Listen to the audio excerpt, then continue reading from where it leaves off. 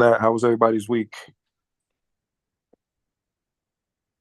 It was great. That's an understatement. You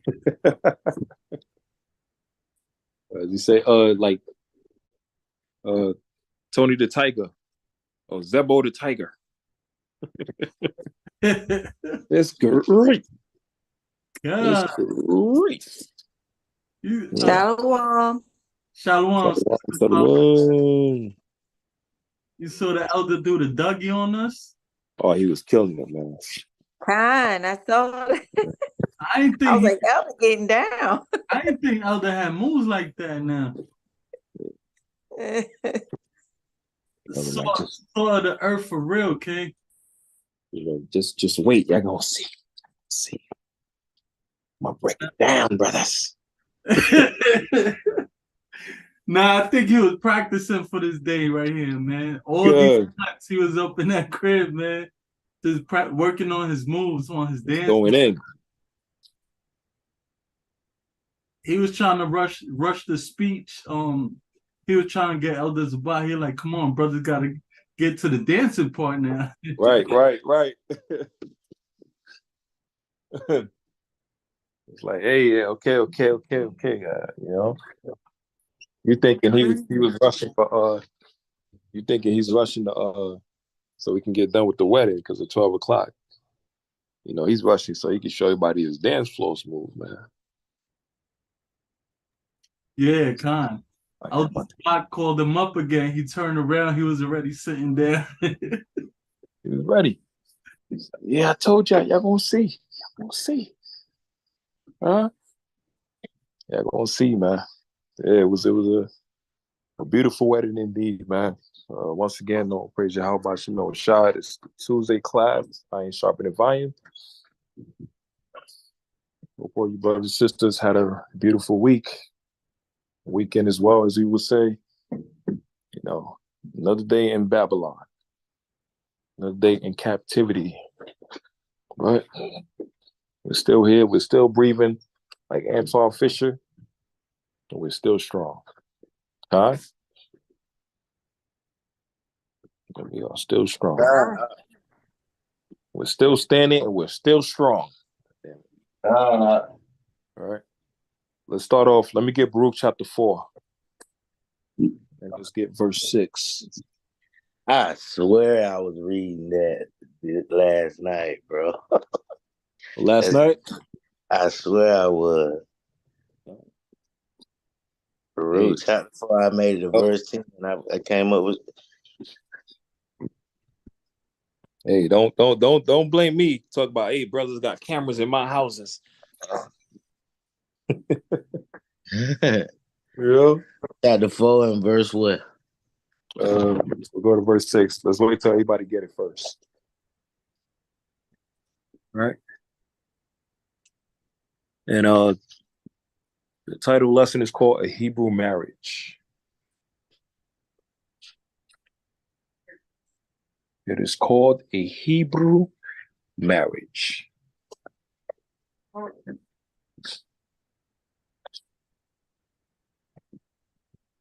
Luke chapter 4 and verse 6. So wait till everybody get it.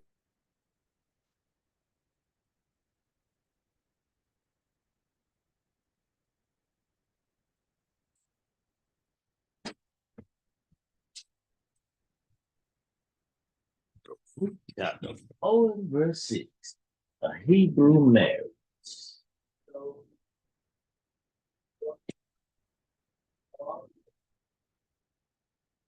Hey.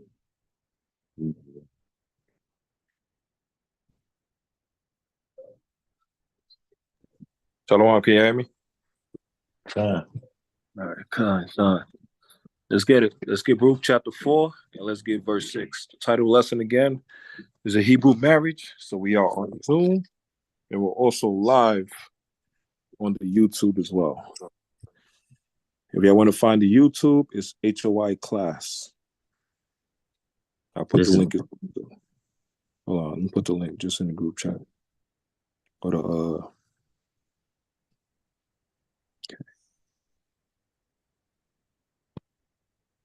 So we're still standing, we're still strong.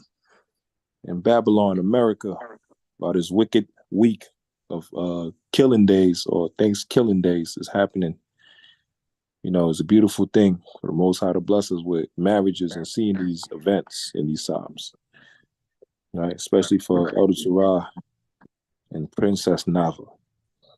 Now, we don't say queen because the word queen means a whore.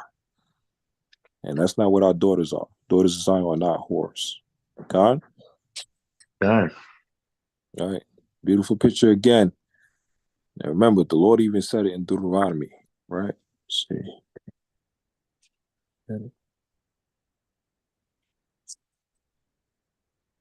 Let me get Deuteronomy 23 and verse 17 first, just to back up what I said.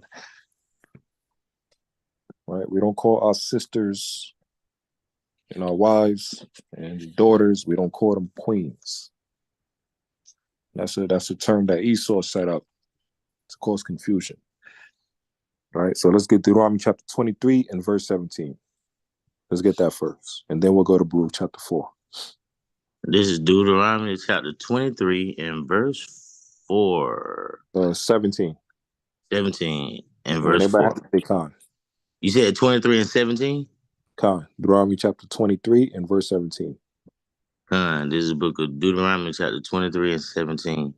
There shall be no whore of the daughters of Israel, nor a sodomite of the sons of Israel. Khan. No whores of the daughters of Israel. Right? No harlots. Now, when they say woman is a queen, the word queen means a whore. That's what it actually means. So we call our sisters and the wives, we call them princesses. God? God. Right. So no whores or daughters of Zion, as we would call them, and no sodomites of the men of Israel. Right? So while people want to be sodomites, you're breaking the laws of God. You're going against your own nature that the Most High created you to be. All right? So now, let me show you something. You said continue? Nah, hold it right there.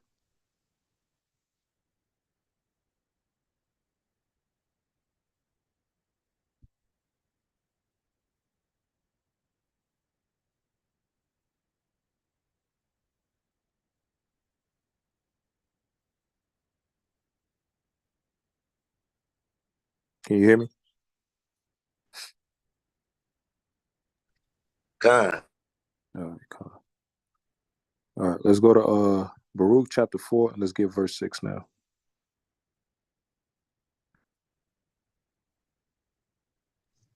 God. This is the book of Baruch chapter 4.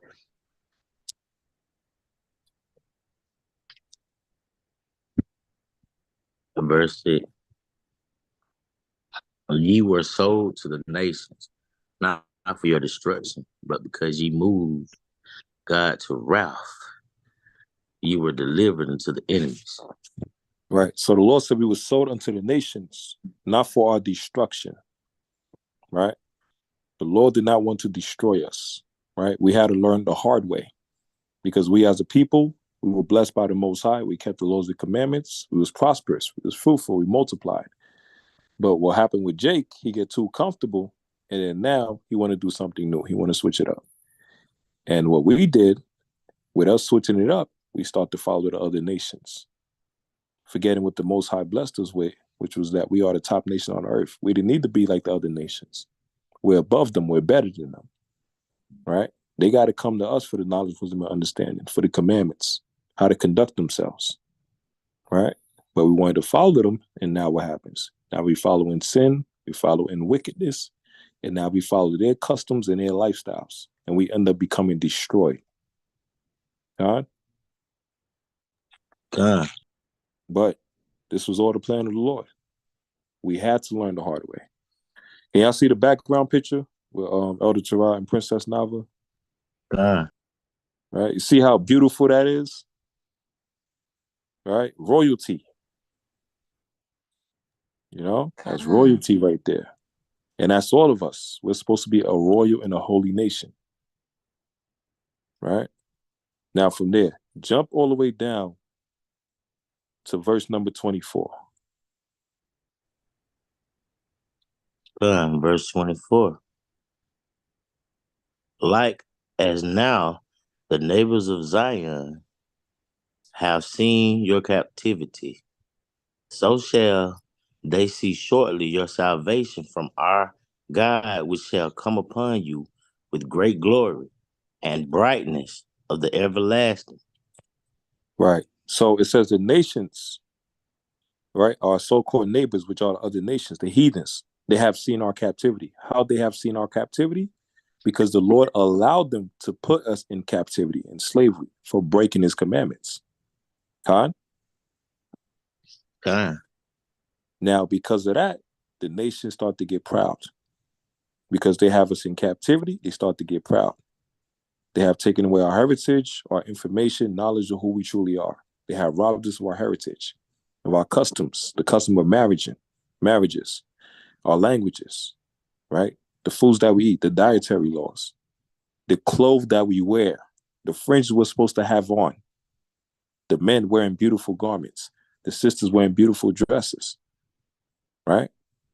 Men as a mighty man with crowns, warlike apparel, the daughters of Zion, right? Like rubies just shining. The nations have taken that away from us. But what is God doing?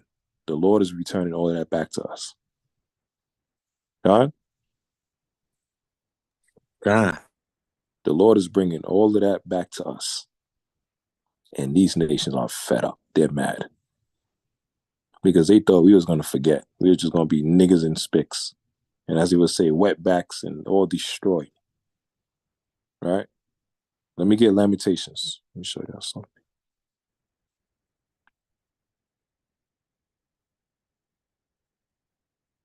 Let me see. Let me get Lamentations in verse 5.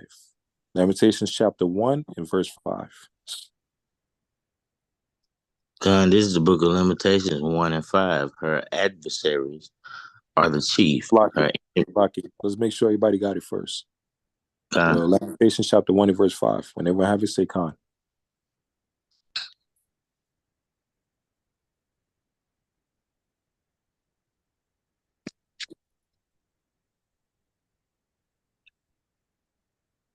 Everybody got it?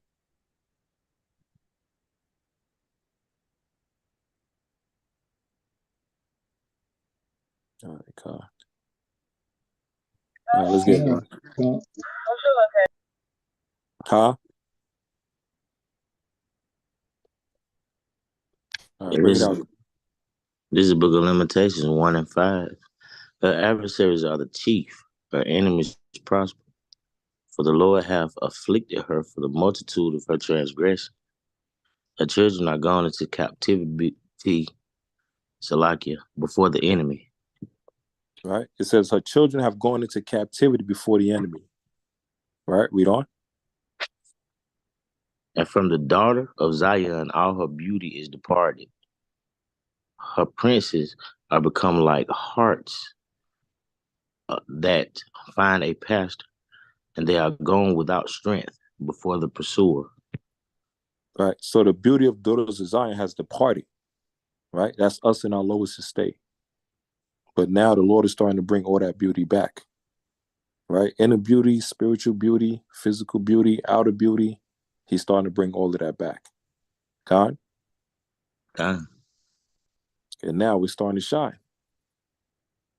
Right? And the people is mad. They hate it. They don't like to see us happy. They don't like to see so-called blacks and Hispanics and Native and Seminole Indians come together as couples, as husbands and wives, working together, instead of going against each other. The other nations do not like to see stuff like this. Because when we come together, that's the beginning of their downfall.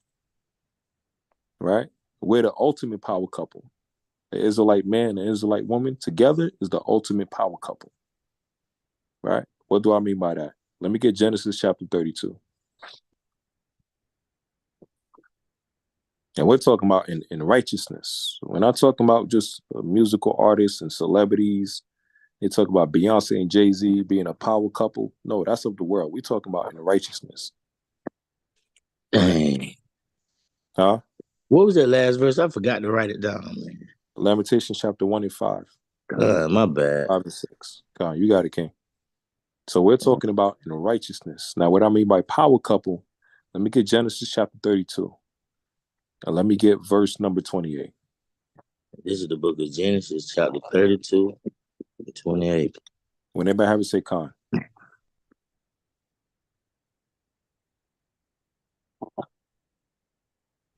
Genesis chapter 32, verse 28. Con, bring it out.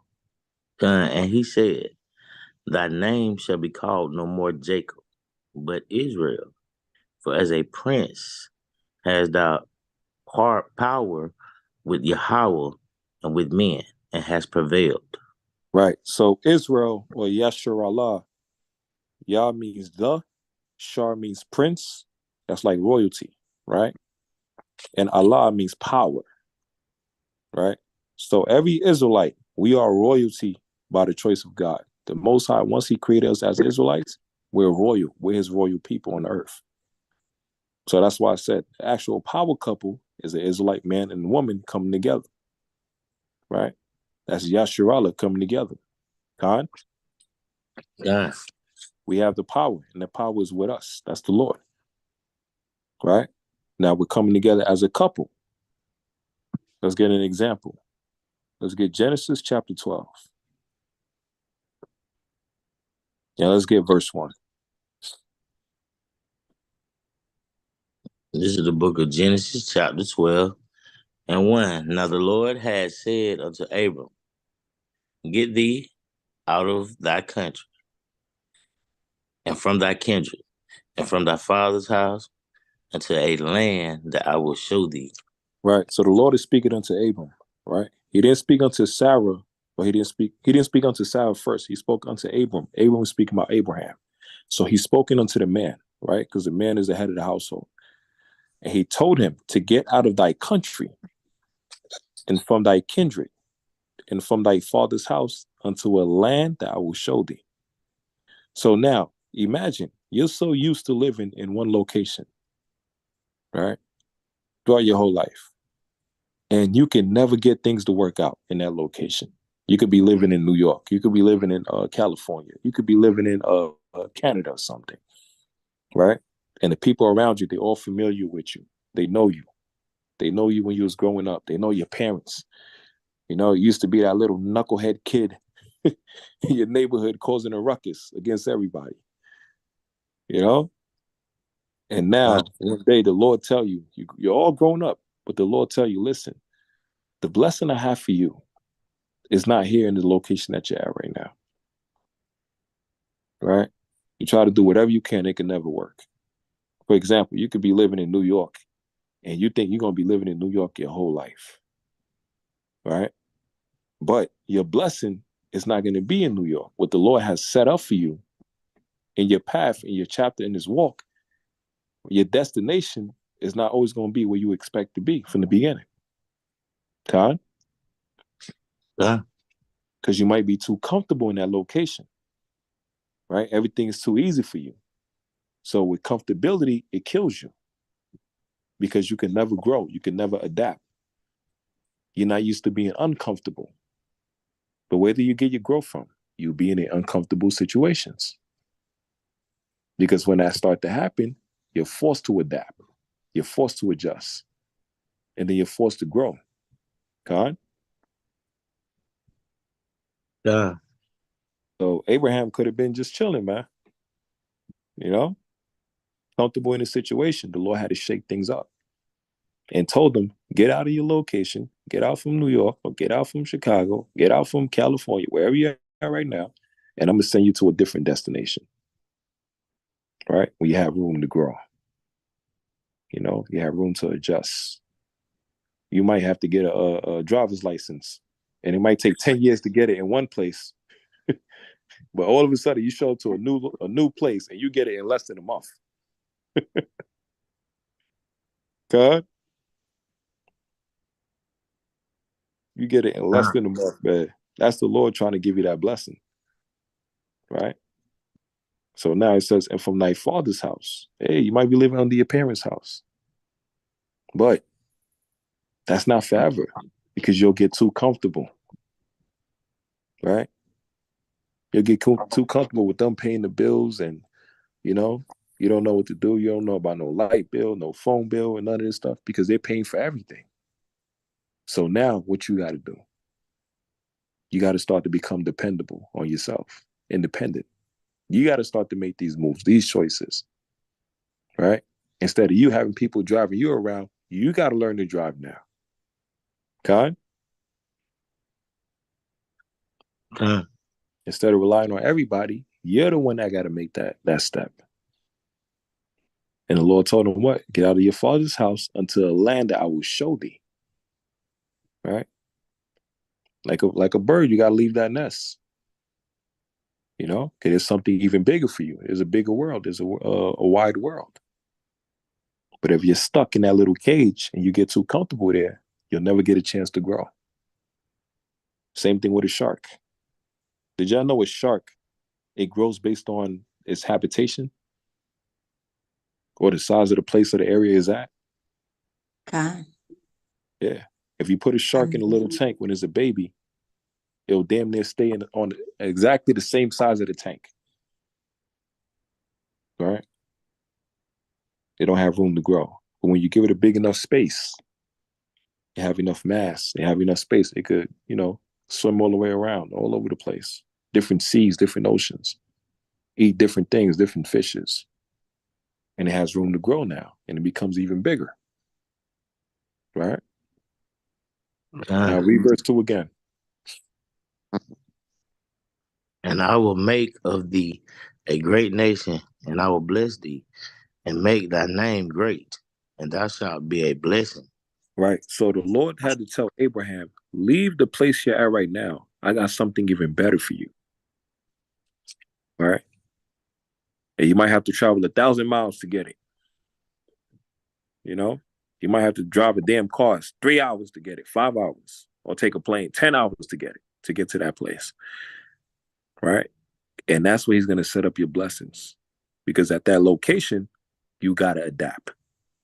At that location, you can't just take a train to get to wherever you want to go. You got to drive to different places now. All right. You got to have a license for specific things. So what does it do? It motivates you to get these things, to become better. Con?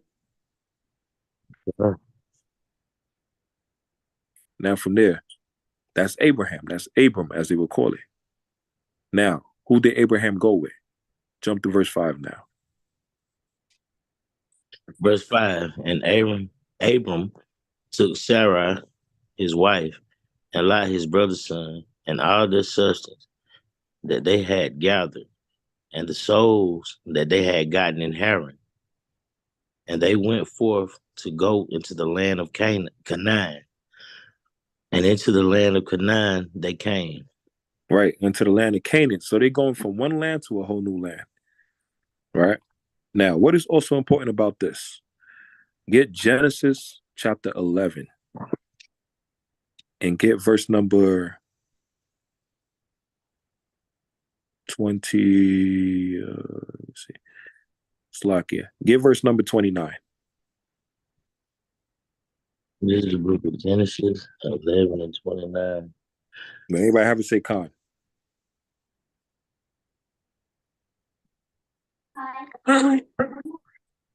Hear me clearly? If y'all can't hear me, let me know. Because I want to make sure everybody can, so when I have no technical difficulties, as you would say. Anybody? All right, Con.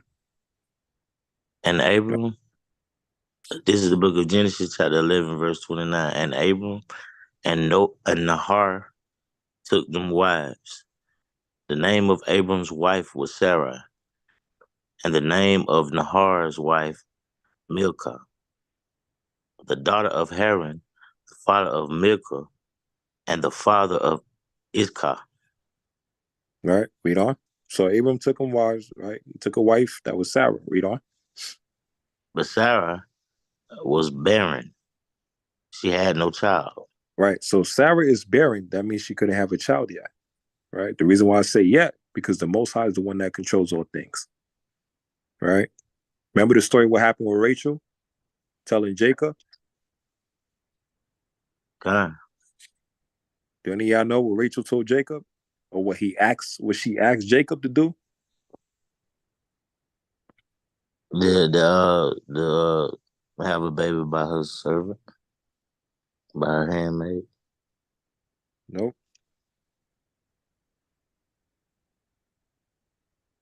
What is it? What do you think? Well, anybody know? If anybody knows, say Salakia.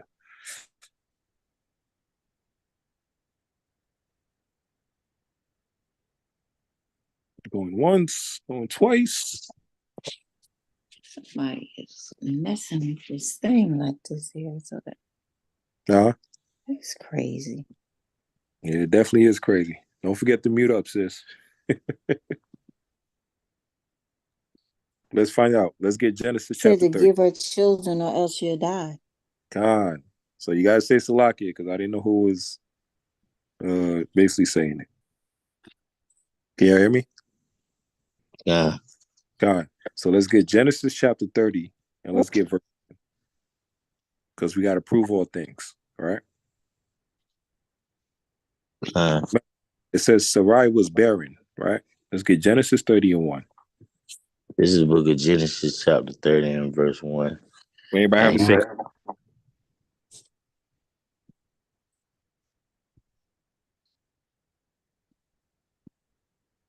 All right, Con. Bring it out. This is the book of Genesis 30 and 1. And when Rachel saw that she bare Jacob no children, Rachel envied her sister and said unto Jacob, give me children, or else I die. See? She said, give me children or else I will die. Right? When she saw her sister Leah have a child, she envied her. Why? Because for a woman, part of her duty is to also have what? To bring forth children. Con? God. That's part of her duty. But if you tell that to the people of America today, oh my God, boy. You know? Look at the brat. Right? The law says it's supposed to be a man and woman to bring forth children. Not a woman. Right? Not you taking a semen from an Edomite and then injecting it into your body to bring forth a white baby instead of dealing with your own men of your nation. All right? This time is all of confusion. Con? God. So she said, give me child unless I will die. This is Rachel saying this to Jacob. So look what Jacob said in replying. Read the next verse. Yeah. I went back to chapter 11. Con, we'll go back to that. Let's get Genesis 30 and verse 2. Okay. And Jacob's anger was kindled against Rachel. And he said, am I in Yahweh's steed, who have withheld from thee the fruit of the womb? Right. So what is he telling her? Am I the most high God? Am I God? Can I control you having a child or not? Right? Whether a man know it or not, if the law won't allow it, it's not going to happen. Right? For you sisters, if the law don't want you to have a child, it's not going to happen. And sometimes you might try to get mad at the Lord. Hey, it might be for your benefit because probably the Lord is thinking you're not ready yet. Con?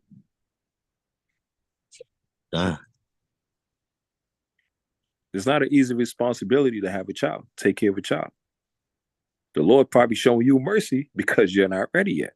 And then in due time, when you're ready and the Lord makes sure your spirit is on point, then he can bless you with that child.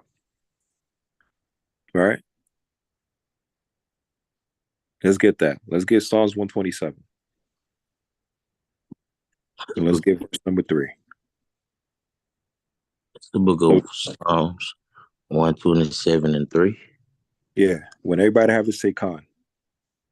Or y'all could just put on the chat if y'all on the video chat. I could put con, or as the elder would say, con 777. All right, just to confirm, 'cause I want to make sure everybody got the scriptures. So let's get Psalms 127 and let's get verse number 3. This is the book of Psalms 127 and 3. Lo, children are an heritage of the Lord, and the fruit of the womb is his reward.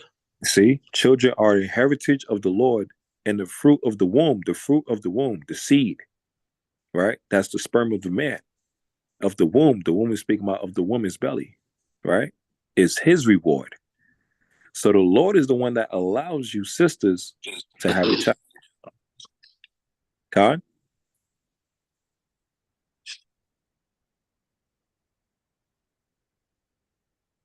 Right? So Jacob is getting mad at Rachel because the Lord allowed her to be barren for a specific time because it wasn't time for her to get pregnant yet. All right? So now let's go back to Genesis chapter 30 again. So the Lord is the one that allowed you to have a child.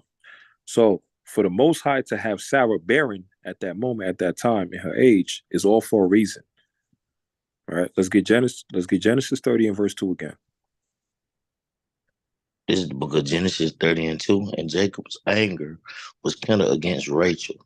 And he said, am I in Yahweh's steed, who have withheld from thee the fruit of the womb? Right. So Jacob was mad at Rachel because he was like, look, I'm not the Most High. If the Lord won't allow us to have a child, it's because the Most High has it for a reason. So now let's go to Genesis chapter 11. And now let's go to verse number 30 again. It is the book of Genesis 11 and 30. But Sarah was barren. She had no children. Right. So she had no children at the moment. Now, remember, who else has a similar story as well, too? Right. This is Abraham and Sarah. Who else had a similar story as well, too, where the woman was barren for a moment? Lucky. Go ahead, sis. Hannah. And who else? Elizabeth. And also who else? Trying to think. Rebecca. Right. Yeah. God. Right. So sometimes the Most High will withhold a child from the woman because he want to test you. Right. Because having a child is a gift. Right. So he got to test you. He got to try you. And most of the times you think you're ready, you're not really ready until it's due time. And sometimes you think you're not ready and you're actually ready. God. You get them jitters, you get scared, and I don't know what I'm gonna do and all of this stuff. Well, it kind of force you. Pressure bursts pipes or make diamonds. All right. It'll kind of give you that extra push to do better. Right. And not be lackadaisical, because now you're responsible for a new being, a new creature that's on earth. And you gotta raise it the correct way. All right. Now read verse 31 now. And Terah took Abram, his son. Hold on. It says, and what? Terah. Right. And Terah took who? Abram, his son. Right. So you see how the word play with Terah? Right. It said Terah took Abram, his son. Right. Read on.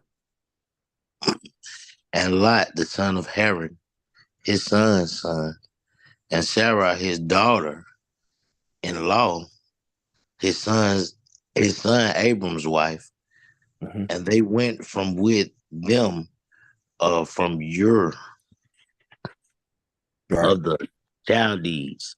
From Ur of the Chaldees. Right. Read on. To go into the land of Canaan. And they came into Haran and dwelt there. All right. So now it said from Ur of the Chaldees. So now it's saying they went from one place to another. Right. They went from Chaldees to the land of Canaan. God. Uh, All right. So now let me show y'all this on the screen real quick. Because we got to find out what is the distance that they traveled. All right. It wasn't just a walk in the park. All right. Can y'all see the screen? Or can y'all see my screen? uh, All right. Read what it says, Zach. how long was the journey from? You got that? Yeah, yeah. So Okay. all the way at the yeah, okay. How long was the journey from Ur to Canaan? All From right. So Ur, how long? Right. From read on. from Ur, Abraham traveled 700 miles to the borders of present-day Iraq. Another 700 miles into Syria. Another 800 down to Egypt by the inland road, and then back to Canaan, what is now Israel. It is a journey that today's pilgrim, for reasons of international polity, cannot easily replicate. All right. So, like I said, this is not a walk in the park. All right. So it says from Abraham traveled 700 miles to the borders of present day Iraq. All right. So let's just take 700 miles. Let's see how much 700 miles estimates to. 700 miles.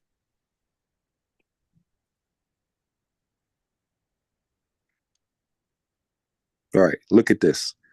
It says 700 miles, literally. It would take approximately 10 hours and 6 minutes to drive 700 miles. Right? Mm-hmm. That's driving. It's happy and walk. Right. So imagine walking. That's driving. We just came from Houston, and that took like damn near 17 hours. You know? And that's driving. So imagine walking 700 miles. God?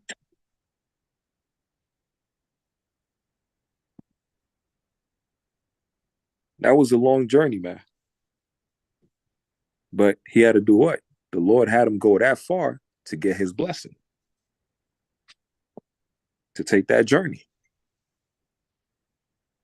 to grow, to elevate, to become a better person. He had to leave out of his comfort zone. That's what the Lord did for Abraham. He had to leave out of his comfort zone to a whole new land with him and Sarai or Sarah and his nephew. So the Most High can increase him. Same thing with us today. You know, growth don't come when you're comfortable. It comes when you're very uncomfortable. Because now you got to do new things. You got to adapt. You got to grow. All right. Can you hear me? Uh, All right. So the word terror or Terah, right? It means breathe, to breathe. Right? That's what it means. It means to breathe. Now, let me show you another thing. Right? We say well, Elder Torah. All right. Let's see. All right, he spelled his name Tarah. Right? Let's get Numbers chapter 33. And let's go to verse 27. this is the book of Numbers, chapter 33 and 27. Anybody have it? Say Khan. Numbers chapter 33 and verse 27.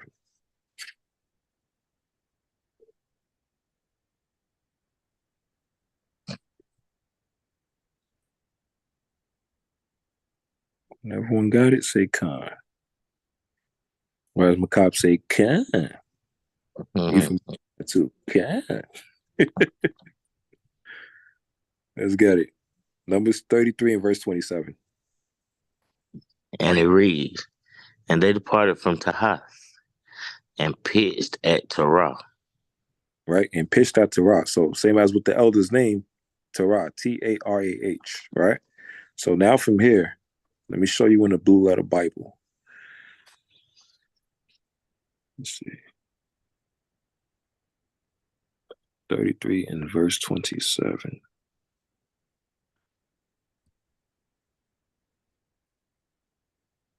Let's get it. So, okay. So let me show y'all this on the screen.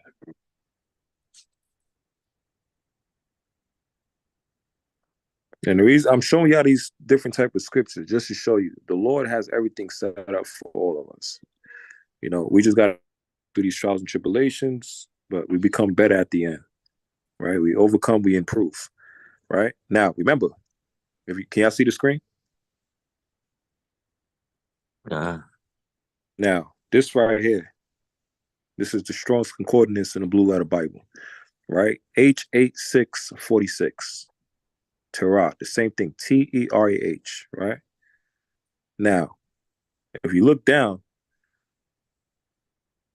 look at number 1. It says outline of biblical usage. And it says Terah equals what? Station. Right. So the thing with a station, it also ties to what? Stationary is a place, is a platform. Right? Now, look what the bottom says. Tarah equals what? Delay. Equals delay. What do you mean by delay? Delay also means to wait. Khan?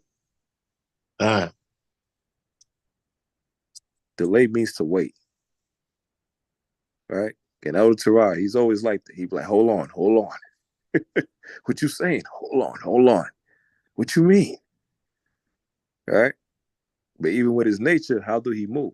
He don't just jump to conclusion. He waits. He's always patient. He's always watching people. Right? If I'm lying, let me know. Right? He's always watching people. He's always waiting. He don't just jump to conclusions. Right? And part of that is about being patient.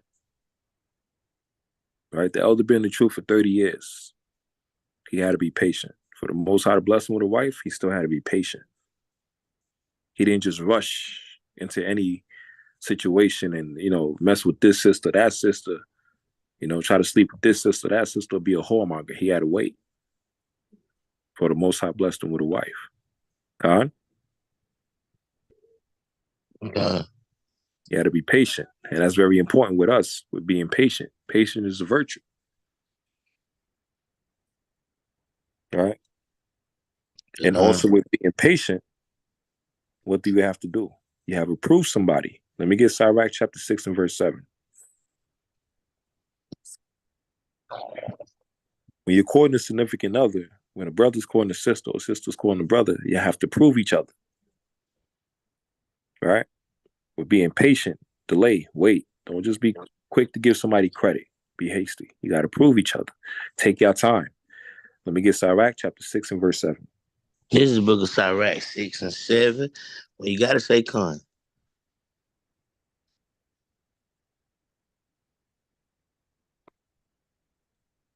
All right, let's get it, King. Okay, Sirach 6 and 7. If thou wouldest get a friend, prove him first, and be not hasty to credit him. Right. If you would try to deal with a sister, want to court a sister, or vice versa, sister try to court a brother, prove them first. Right? Be not hasty to credit them. Take your time. Be patient. Have conversations. Be honest with each other. Right? Talks about your likes and your dislikes, favorite colors, movies, favorite stuff you like to watch. Have a conversation with them. Build that relationship with them. God? God. Know their strengths and their weaknesses. Even know about their health. Do they have any issues? Any situations, past history, ailments. All right. Knowing what you're signing up for. Let me get Sirach 30 and 15. This is the book of Sirach. Chapter 30 and verse 15. This is the book of Sirach 30 and 15. When you got to say, "Con."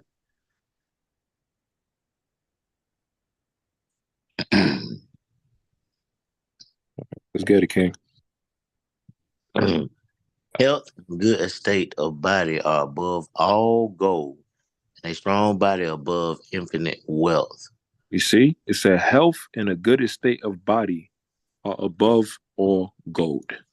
Health, right? Working out, exercising, right? Eating your vegetables, eating herbs to build up your immune system, right?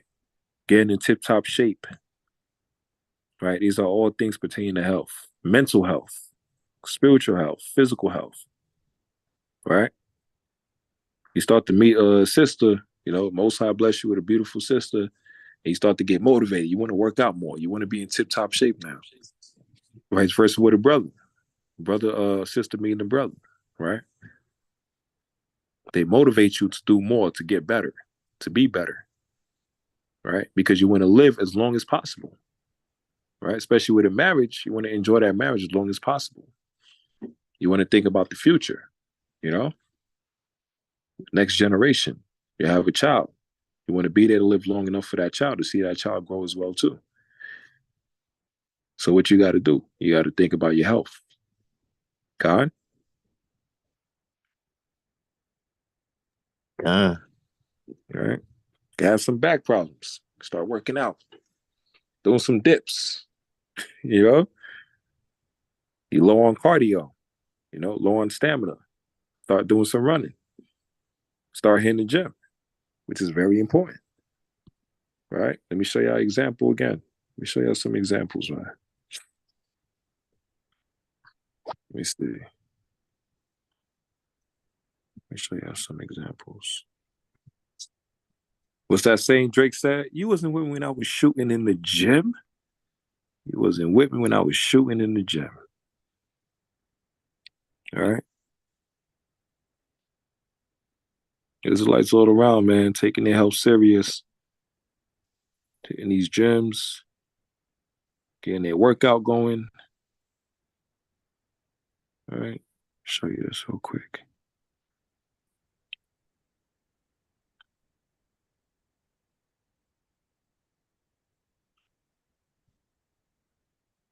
Slack here.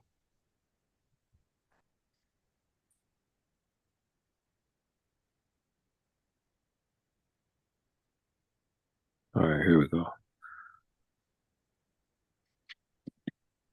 All right, let me share the screen again. Share the screen again.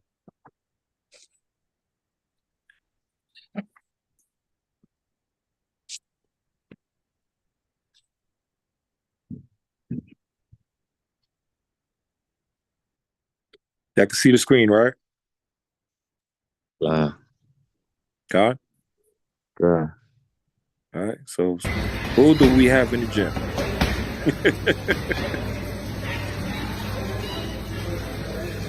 All right.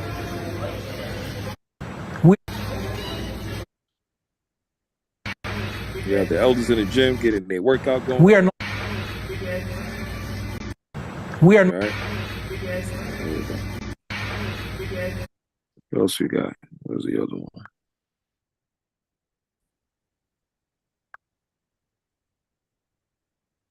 You got people in the gym, man, trying to get their health in order.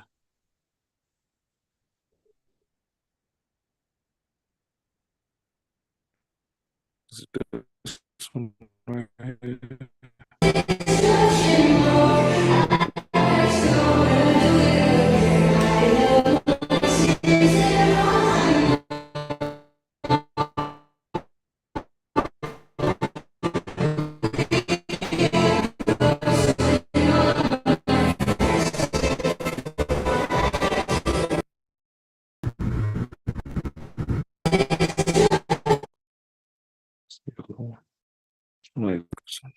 Here we go.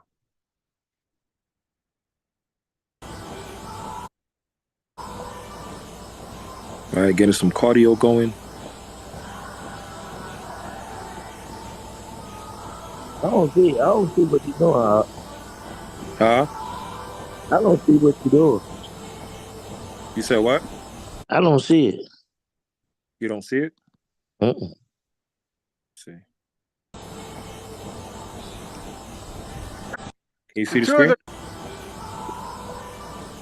I don't see no video. Can anybody see a video?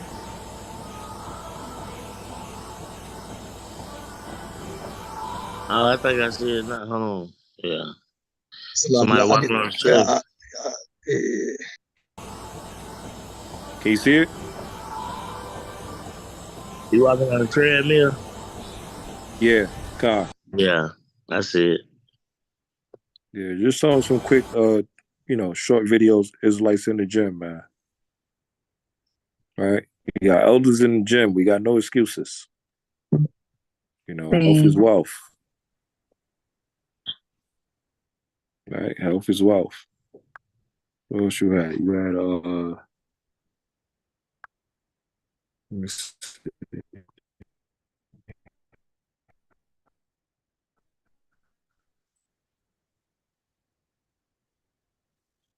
Just show one more.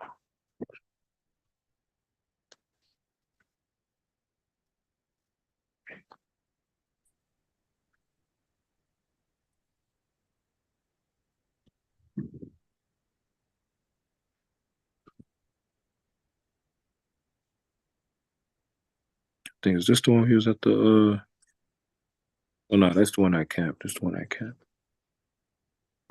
We're here to tell our brothers. Yeah, I'm looking for the videos where he was at the he was doing some jogging, but I can't find that one. I don't know. But y'all get my point. Basically, health is wealth. Eating healthy, going to the gym, your diet, that's Shemaiah. Yeah, Shemaiah, you able to put the picture back for the background?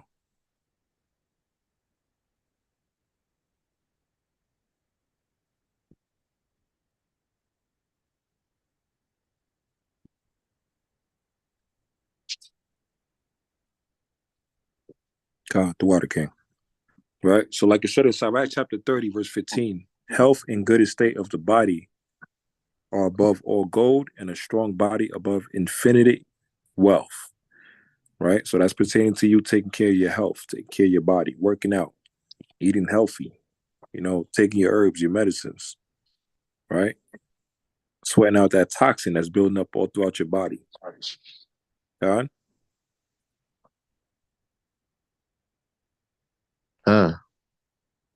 Right? And when you're in a marriage, that's very important.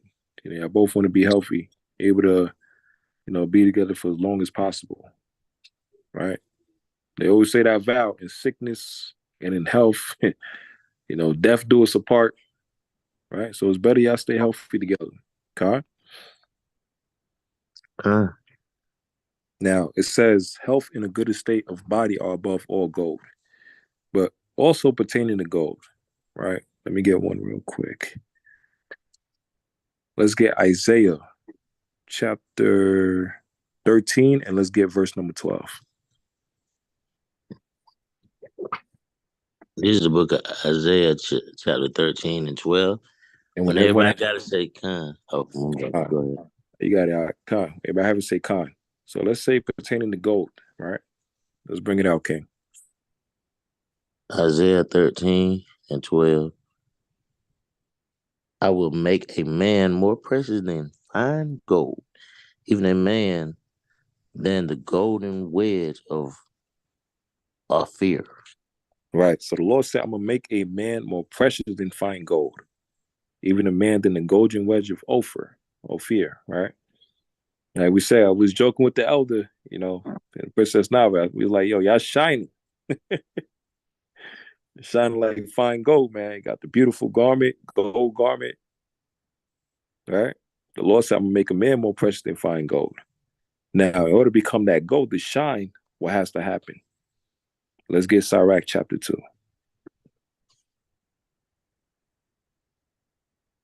All right. Let's get Sirach chapter 2, and let's jump straight to verse number 4. This is the book of Sirach 2 and 4. Whatsoever is brought upon thee, take cheerfully and be patient when thou art changed to a lower state. You see, the Lord said, whatever's brought upon thee, take cheerfully. Right? Everybody's going through problems. We all got situations and demons we got to deal with. Every single one of us in this truth. Right? Some people might be in situations where they're homeless, might be in a situation where they're behind on rent, right? Might be in a situation where their car just got jacked up, or their parents, a loved one just died. You have a sister had a child get kidnapped, right? Might be in a situation to where you got caught in a fight and now, or a brawl, and now they got charges on you, and now you in prison. So many different obstacles you got to deal with, right? But the Lord said, be patient when thou art changed to a low estate, right? You got to have that patience, because what the Lord is doing, he's breaking you down to build you back up. All right, read on.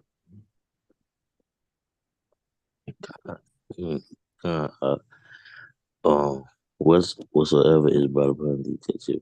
For gold is tried in the fire, and acceptable men in the furnace of adversity. You see, it says gold is tried in a fire, right? So it says your body, your wealth, your health is above gold, right? And then Isaiah 13, the Lord said, I'm going to make a man more precious than fine gold. Now in Sirach 2 and 5, it says that gold, which is speaking about that person, is going to get tried in that fire. All right? The Lord's going to take that heat. All right? Every day you're going through a whole new problem. Every day. You try to enjoy a good time, and next thing you know, you get some bad news. And you're like, oh my God, man. Can't even catch a break. Can't even catch a break. You stress.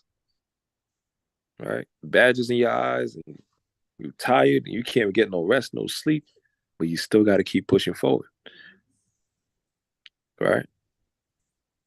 You lost a family member or aunt, and now you got to be there for the family to console everybody else, give them words of encouragement while you still suffering, while you still going through these pains and trials. But the Lord is going to keep testing you, because you're that gold that he needs, and you need to shine. But in order to shine, you got to get tested. Khan? God. And it says, acceptable men in the furnace of adversity. That fire, that furnace is the trials and tribulations you're going through. You want to say you're going to break, you're going to quit like Job. Job didn't break. Most High had plagues come on him. He lost his children, lost his job, lost his riches. He still didn't break. He still gave all glory and praise to the Lord. Even when his wife gave up on him, he still kept faith in the Lord. All right, read on.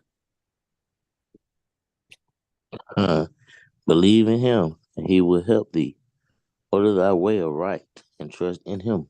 Right, believe in the Lord, and he will help thee. All right, trust in the Lord. He's going to guide you. He's going to direct your steps. We always say it, Proverbs 20 and 24. Man's going to the Lord. Look at the elder, Elder Terah. I'll tell you, he never thought he'll be in Houston. He's just like me. We New York all day, BX all day. Not. Bronx in the building, man. The Bronx Bombers, BX all day.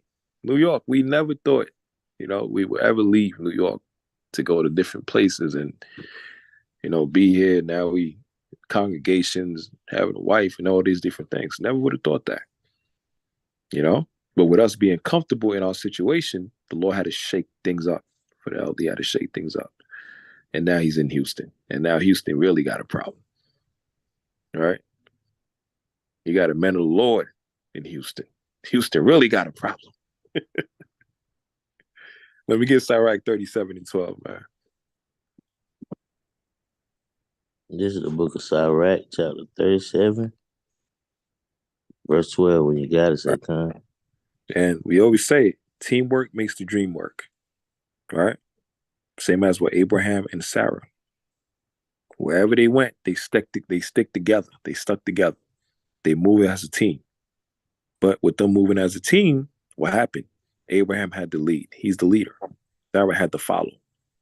Right? She had to be that helpmeet. She had to be that support. God.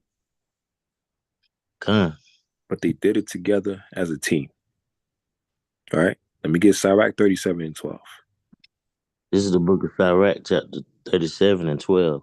But be continually with a godly man, whom thou knowest to keep the commandments of the Lord, whose mind is according to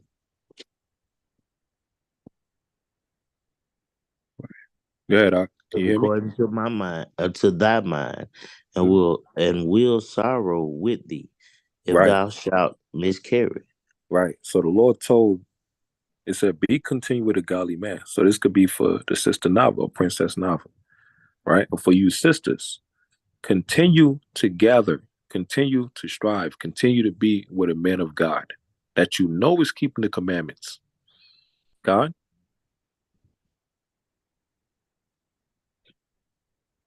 Can you hear me? Con. Right? It's very important, right? For you sisters. Do you have a husband that's in the truth, keeping the commandments of the Lord? Stick with that person, man. Stick with that person. Your marriage is never going to be just smooth sailing and easy. There's going to be some rough patches, but it's all part of y'all being molded by the Lord to shine even brighter together, right? Now, the Lord is funny because for the man, he likened the man unto gold, right? Right? Let me show y'all one more just to prove it. All right. Like they said, First Thessalonians chapter 5, you got to prove all things. All right. The Lord likened the man unto gold. Let me show y'all this.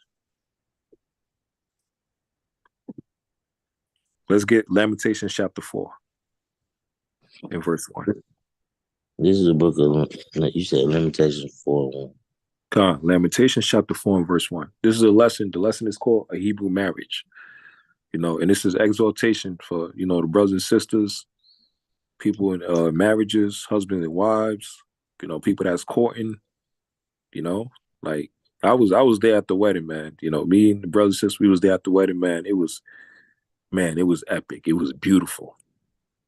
It was perfect, and the Lord was behind it. I would say that personally, me in general, as a testimony, you knew the Lord was behind this type of wedding like this because everything just went perfect. It was just smooth sailing. Everything was just, there was no slow ups and no delays and nothing. Everything just went smooth, man, from the beginning to the end. Right? And anyone that was there, y'all could be my witness. God?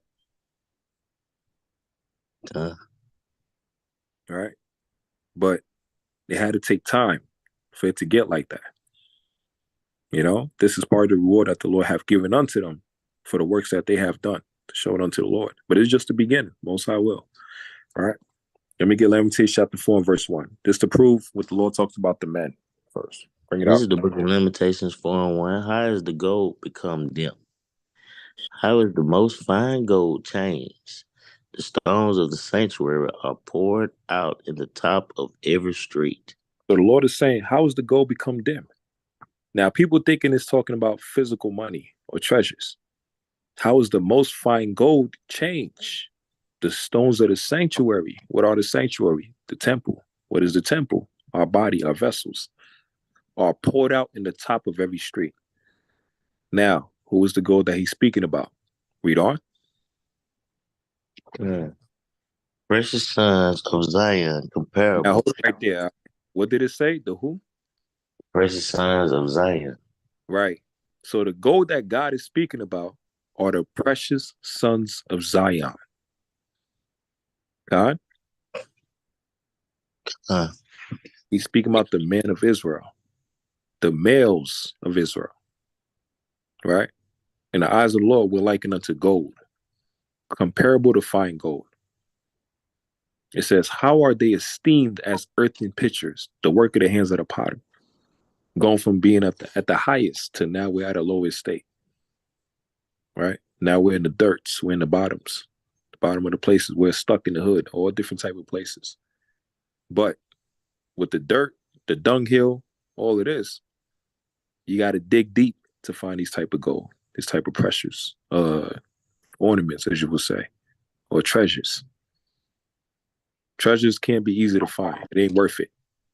You got to search for it. You got to dig for it. Same as like a pirate with a treasure chest, right? You got to cross sea to sea, fight a monster, Loch Ness monster, sea creature, all of this stuff, right? Run around, bobbing and weaving, damn traps in the tunnels, right? Or the caves, right? Just to get to that jewelry, that precious treasure. That's priceless, right? That's why they said in John 1:45, what good thing come out of Nazareth? And guess who came out of that? Yahushua. Above all treasures of the earth. But where was Yahushua from? He was in the hood. Nazareth. That's what it was. Khan? He was in the lowest of the places, the lowest estate. But he had to adapt. The hood is never comfortable. You got to adapt. Adapt or die. You see, so much crazy things goes on throughout the hood. But you still got to adapt. And those that make it out the hood, those that have survived, that's the Most High God doing that. All right? For you to live, to be able to survive living in these type of crazy conditions, that's the Most High God is with you, whether you know it or not. And it's for a bigger reason, for a bigger purpose. But you never know what your purpose is until the Most High show you in due time.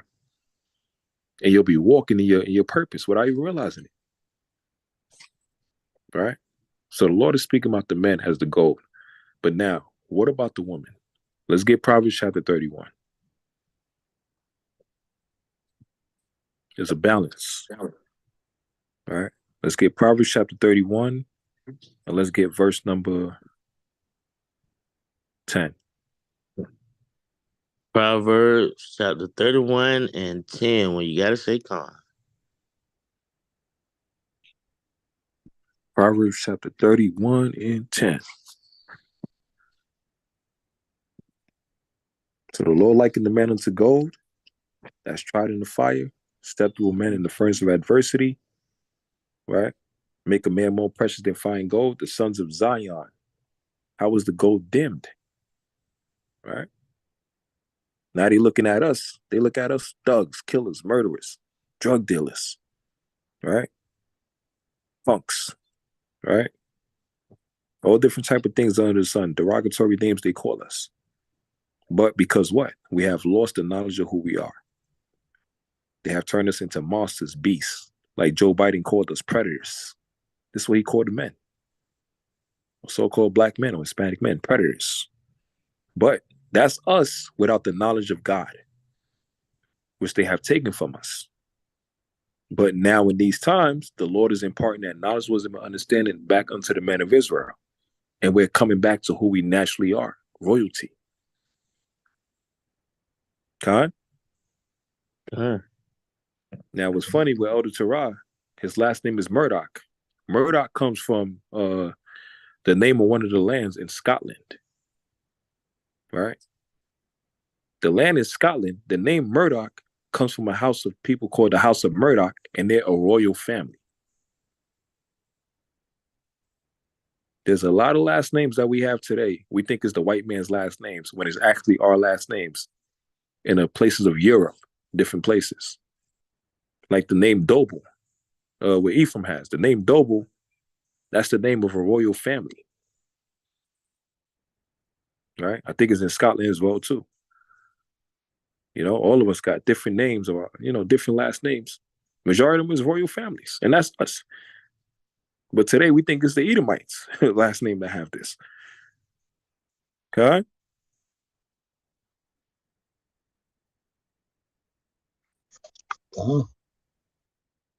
Yeah, and I always talk to Elder Torah about it too. Let me show you this. Let me show y'all this picture. All right, and then we'll get back to the woman as Let me show y'all this picture.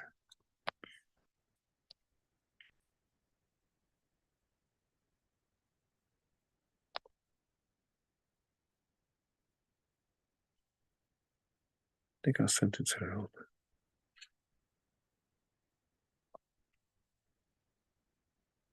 Yeah, and I'm getting all this information is books. You have a book called The Negro Kings of Scotland. The Missing Link as well. The Negro Question, The Missing Link, Part 1, 2, 3, 4, 5, 6, and 7. The Mighty Author, Frank Saquon Jordan, who I first met, first time meeting him when he was in Houston. Wrote so many mighty books, man, for Israelites, bringing a lot of information together. Like his books are like nuclear bombs, man, with information. All right. So let me show you how this. Right here. Share the screen real quick. This ain't gonna be a long class.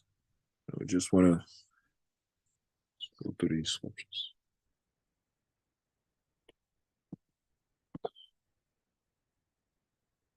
So look, there's a picture right here that I took when I was in England, UK. All right.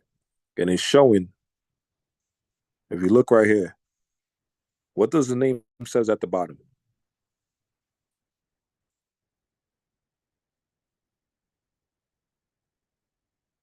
Can y'all see the screen? Sloppy William Murdoch. You're right. It says William Murdoch. Now, did you know that's the last name of Elder Torah? Murdoch. All right. And I was showing you, like the Lord says, he's gonna make a man more precious than fine gold. And it's like almost like a golden statue, as you would say, right? The three men, it's like a golden statue. Right? Now Murdoch, let's see.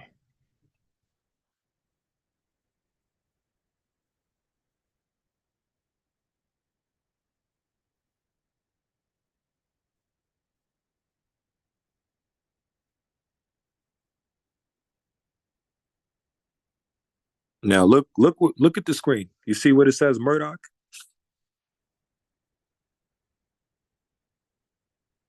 Can y'all see it? What does this? It's from where? Scottish. It's Scottish. Now you got to ask yourself a question. What the hell is a so-called black man doing with a Scottish last name?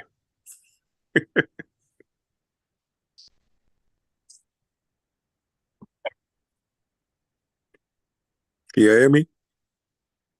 God. Ponder on that. What is a black man doing with a Scottish last name? Master. Huh? Yeah. Hmm? You got the slave owner's last name. Right. You would think that. You would think that. Right? Yeah. Or face value, you would think that. But let me show y'all something else.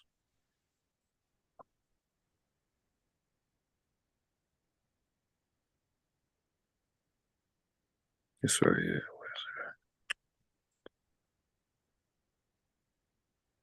These are called family crests.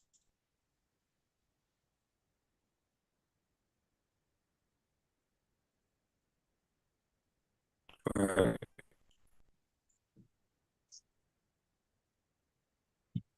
This talking about Ireland. This is the family crest of the Murdochs. Now,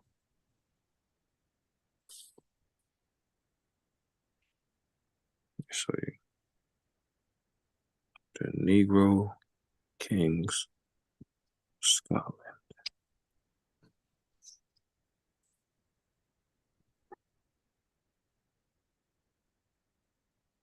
So look what's funny. It says right here, Scotland has never had a black king in the sense of a monarch of African coloration. That's what they say. That's what Esau say. That's his facts, right? That's what Esau say. So if Esau is saying this, then what the hell is this book right here then?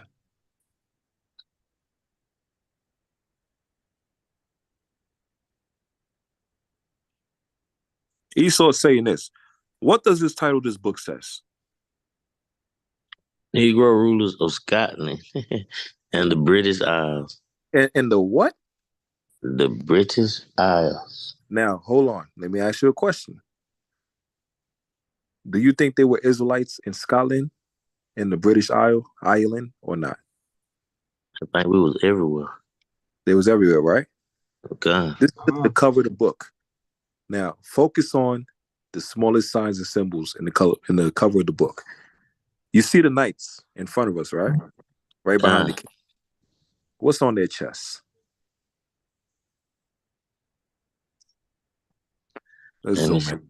I'm trying to zoom in. What is a Star of David look like a hold eagle. on. Hold on, brother. That's a what? Star of David. What the hell is a black man doing with a Star of David in Scotland? And then the other one got an eagle on it. And the other one got an eagle. I ask you again. What is a black man doing with the Star of David on his chest as a knight in Scotland? What is going on? And if you notice, they didn't put no Israelites on the title of the book. They put the Negro rulers of Scotland and the British Isles. Khan? This is a mighty book. I should definitely order this book. You got a lot of information. They'll show y'all, all the last names, where it all came from, and they were also called blacks and Hispanics, Israelites, Ireland and Scotland. And the elder put me onto this book. So I'm trying to show, just ponder on these things of when the Lord says he's going to make us more precious than fine gold, right? Let me get one before I get to the daughters of Zion. Let me get Exodus chapter 19. What the heathens have taken from us, the Lord is giving it back to us. We're relearning these things. We're a nation of royalty, right? We don't believe it because we're in the lowest estate. We're dim right now. We're the treasures of God that has been dim right now. Let me get Exodus chapter 19, and let's get verse 5.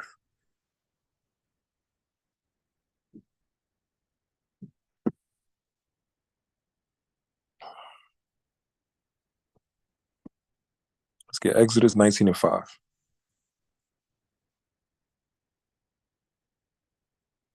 I was reading. I forgot I was on mute. Satan try to stop. Say it again. I said Satan try to stop you. I almost through the verse. Exodus 19 and 5. Now therefore, if you will obey my voice indeed, and keep my covenant.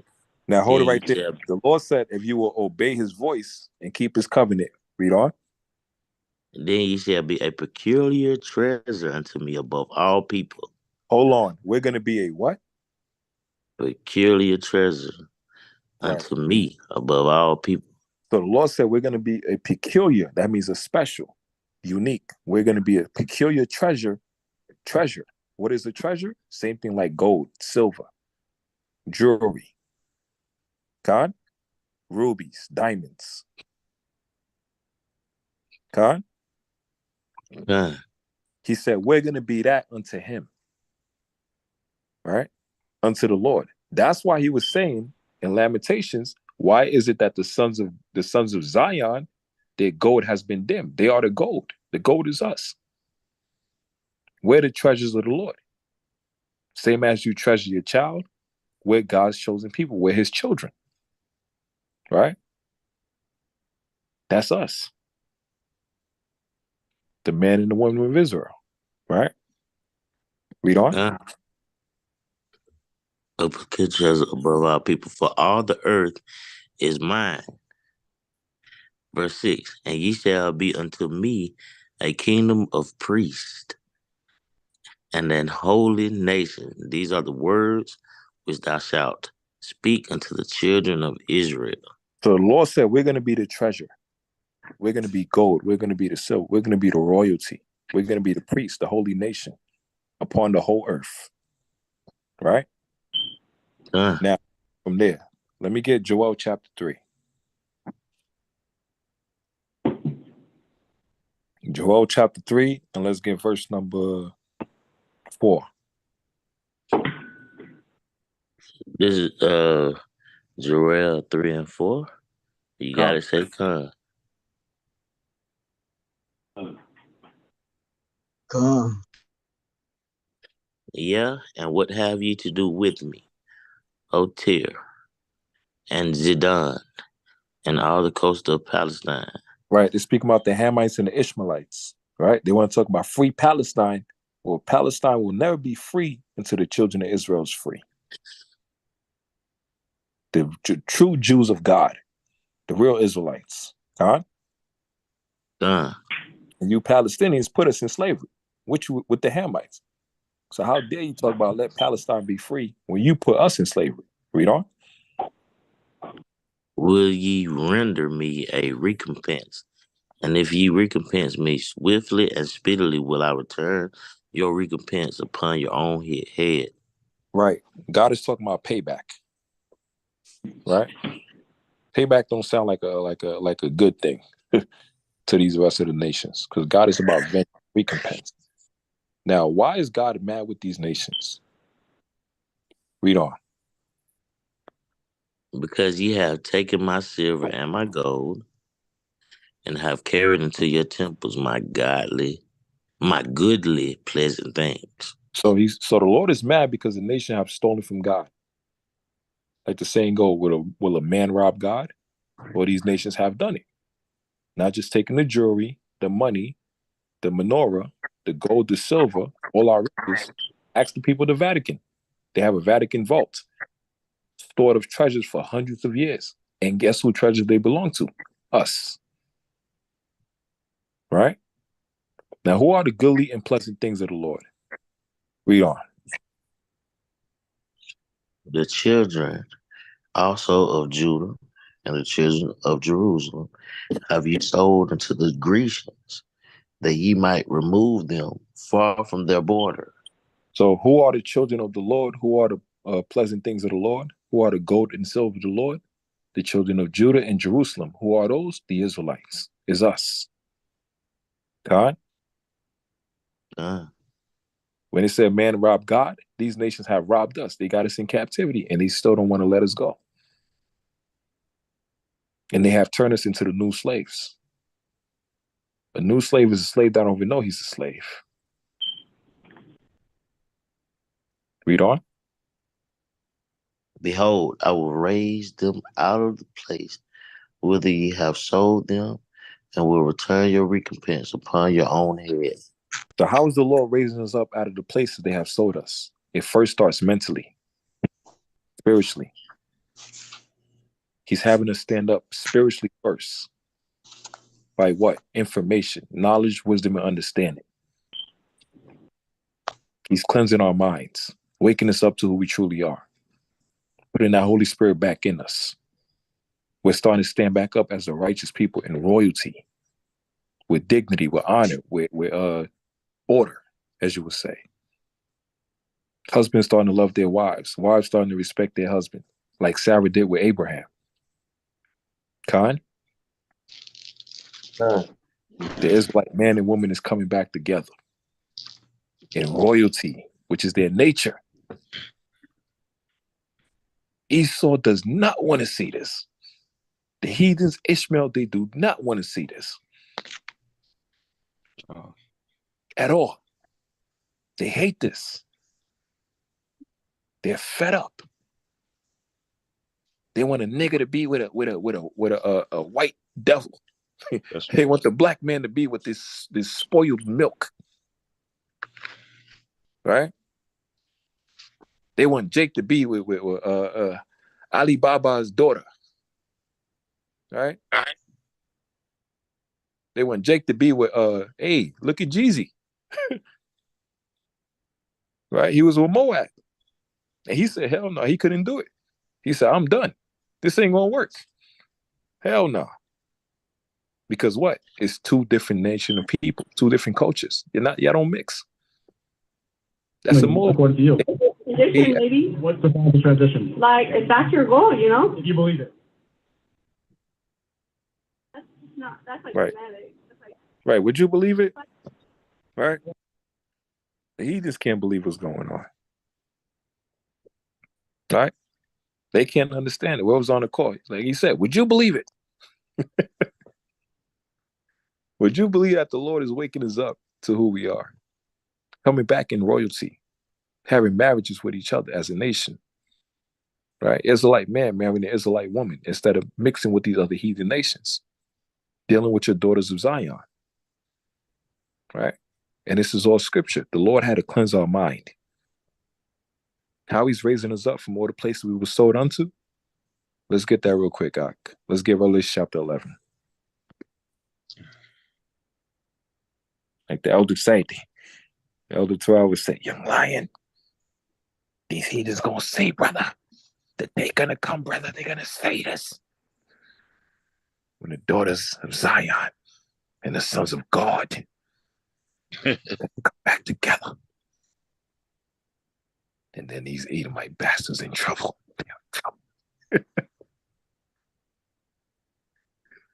Right? Let's get Revelation chapter 11.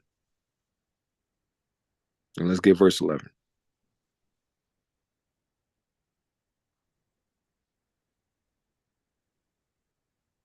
Revelation chapter 11, verse 11. You probably on mute, Ak.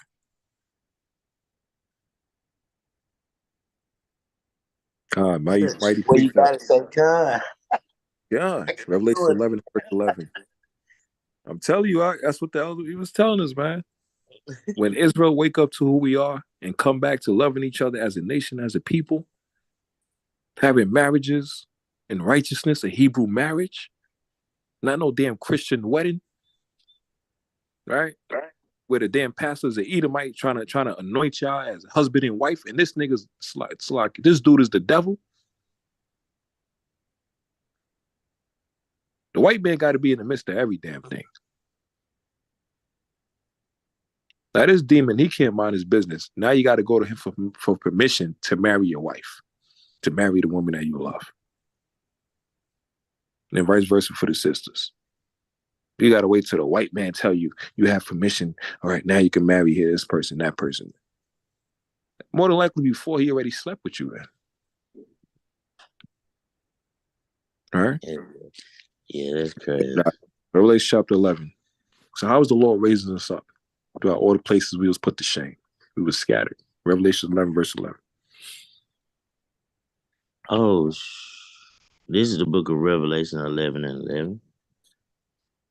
And it reads, and after 3 days and a half, the spirit of the life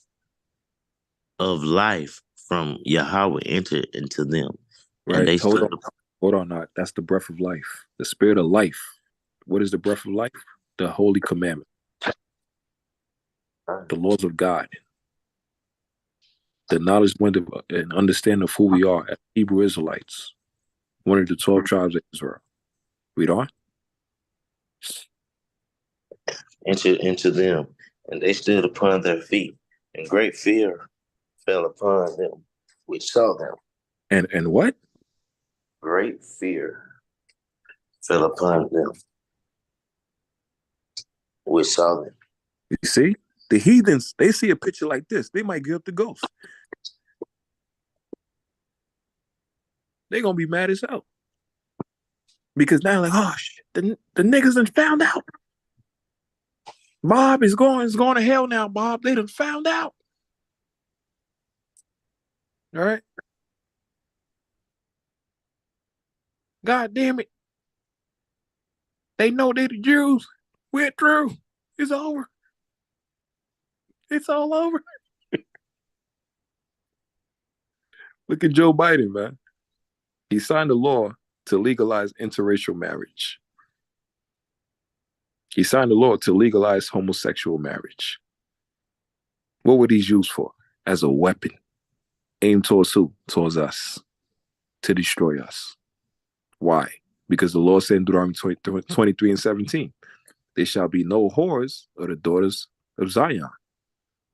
Right? The women today they want to cleave unto the Israelite slacker, unto the heathen man, the Edomite man, because they think it's comfortable living with him. He'll bribe you with money, Section 8, make you all comfortable, buy you this, buy you that, benefits and all of this and that, not knowing that he's using you as a weapon against your own people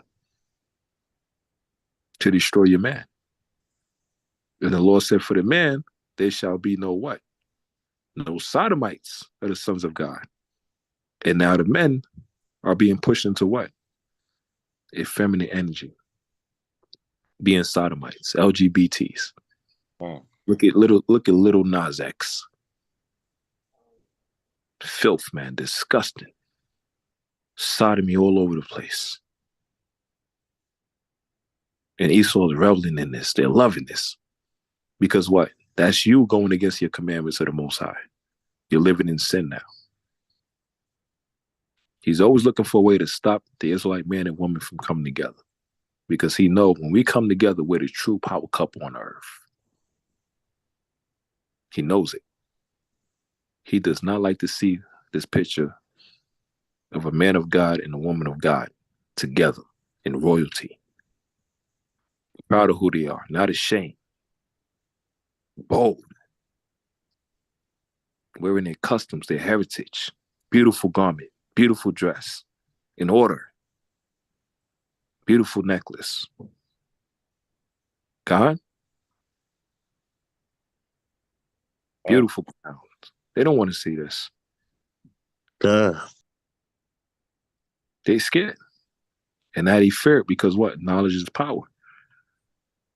Now, pertaining to the woman, let's get Proverbs chapter 31, verse 10. Remember, we talking about jewelry, treasure. The Lord said we are the treasure, the jewelry, peculiar treasures. He likened the man unto gold. Gold tried in the furnace, acceptable. Right? He'll make a man more precious than fine gold. Let your light shine. The jewelry, the treasure, that's us. Right. That's why we gravitate towards looking good, man, looking fly. Have the grills in our mouth. Right? Feeling good. That's scripture. Did y'all know Solomon, King Solomon, the wisest king ever, was rocking grills? Gold grills? God? Right? Show you that. Let me get Songs of Solomon 1 and 10 real quick. You know? And it's not about the jewelry. It's not about the crown. It's not about none of that. The Lord already made in our spirit we're special. We're his treasure. Right? We're royalty. So the Lord is ashamed when we don't try to exalt ourselves like that. We don't try to show ourselves like that, like pertaining to the Lord, being a representation on the earth, being a person of dignity. All right? Being a person that know how to conduct themselves. Have honor. All right? Bring it out, King. This is Songs of Solomon 1 and 10. When you gotta say con.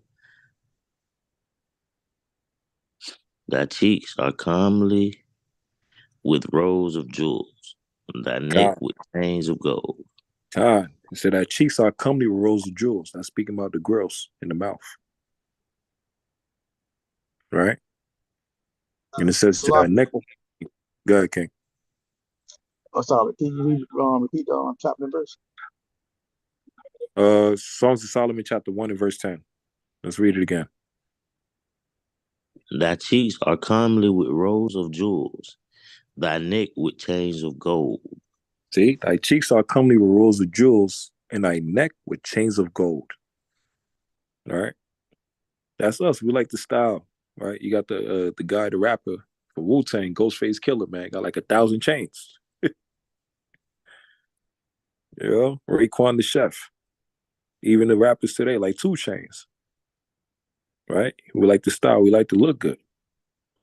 Right? The saying goes, you feel good, you look good, you do good. Right? But we got to do it in righteousness pertaining to the Lord. Now, pertaining to the woman, there's a balance. Let me get Proverbs 30 and verse 10 now.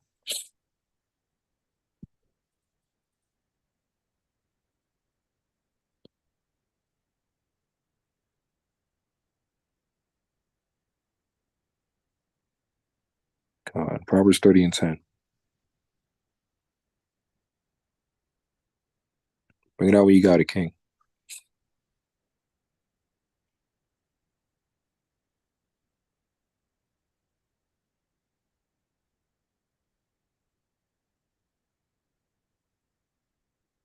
Slocky, can you hear me? Man, I can't believe I keep doing this. I mean, I done read the scripture and everything. Nah, Proverbs 30 and 10.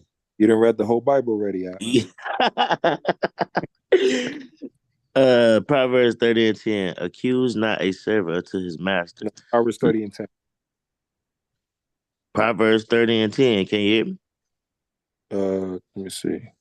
I mean Proverbs 31 and 10. Slocky. Oh, okay. Okay. God. This is the book of Proverbs, chapter 31 and 10. Who can find a virtuous woman? For her price is far above rubies. You see, who can find a virtuous woman? Right? A virtuous woman speaking about what? A godly woman. Khan? God. Now, how do you become a godly woman?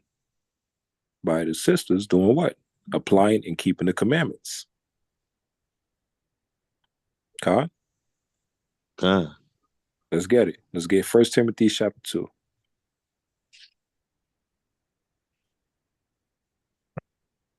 Right? It's not about the outer, it's about the inner. It's not about you having 1,000 jewels on you, rings and necklaces and crowns and big fringes. All right? Garments spectacular, shining brighter than the sun. It's not about that. It's about your inner first. All right? Let's get that. 1 Timothy 2 and 9 first. This is the book of 1 Timothy, chapter 2, and verse 9. When you gotta say con.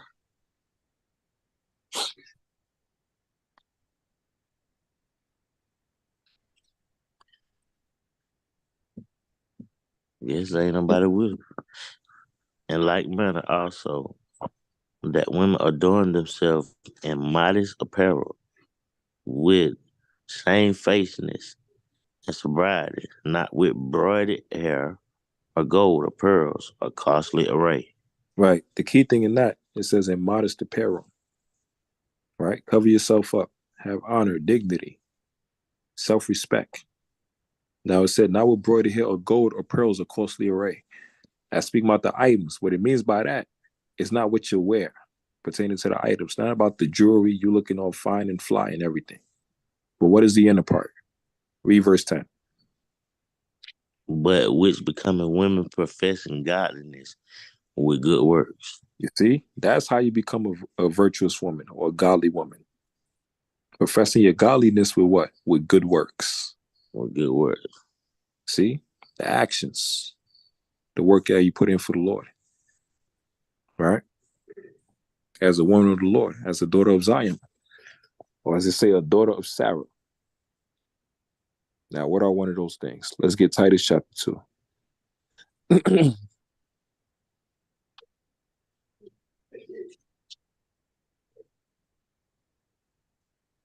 Let's get Titus chapter 2 and verse 2. This is the book of Titus 2 and 2. Mm-hmm. Well, you gotta say verse 3. Let's start it. Let's jump to verse 3. Okay. This is the book of Titus, chapter 2 and 3. And the aged woman likewise, that they be in behavior as becometh holiness. Hold it right there. As becometh holiness. The word holiness ties into holy. That means to be separate. Right? To move in a righteous way. Read on. And not false accusers, not given to much wine, teachers of good things. Right. So a woman can be a teacher. Right? But what are you supposed to do? You're supposed to teach the other sisters of what? Of good things. Con? God. And what are those good things? Your works. What are the works pertaining to? Keeping the laws and the commandments. Your duty as a woman. And as a wife. As a sister. As an aunt. Right? Read on. God, that they may teach the young women to be sober, to love the husband, to love their children. You see, how can you teach the young woman to be sober, love a husband, or love their children if you're not doing that? All right. Because action speaks louder than words. You don't have to say one thing at all. You don't have to say nothing. But your actions, it tells something else. It tells everything. A person can learn from you by just your actions. You don't got to say one word. Just by how the way you move, you conduct yourself. A person can learn from that. Con? Done. And when you're shown that you're loving your husband, right, respecting your husband, loving your children, take care of your children, that's part of the good works. Read on. Good. To be discreet, chaste, keepers at home, good, obedient to their own husbands. See? Discreet. That means you're not all over the place. You're not all in everybody's faces and everybody's business. Right? Discreet. You're not in the streets. Late nights. Right? Yeah. In the corners. Talking to everybody. You know? Trying to holler at somebody. Chaste. Right? Holy. Keepers at home. Taking care of your house. Right? Cooking for your husband. Preparing a meal. Making sure you clean the dishes. Making sure everything is clean and in order. Good. Was good pertaining to the commandments. That's what's good. Obedient to their own husband. Obeying your husband. That's part of you being a submissive wife. And that's all tied into what? Good works. That what? That the word of God be not blasphemed. Con? All right? This is what the Lord is talking about with a woman with good works. So many different things as well. Can you hear me? Yeah.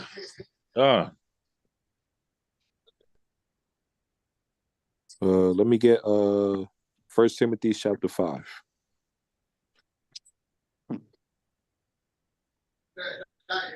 First Timothy Chapter 5. And let's get verse number 13. This is the book of First Timothy 5 and 13. And withal they learn to be idle, wandering about from house to house, and not only idle, but tattlers also, and busybodies, speaking things which they ought not. Right. This is the Lord speaking about a wicked woman. Right. Or a wicked wife that's not doing her duty, her part. But she want to be the hot wives of Atlanta, or hip hop wives of Atlanta, or hip hop wives of Cali, or DC, or New York, and everybody's business. Right? Talking about everybody's business. Wow. Right? I ain't never seen that. Trying to be a damn home wrecker and messing up people's marriages when it's none of your business or how they deal with it. When you like, girl, if it was me, I would have did this, I would have did that. I ain't gonna let no nigga do that. Woman, shut your damn mouth. It's mind your business. Right?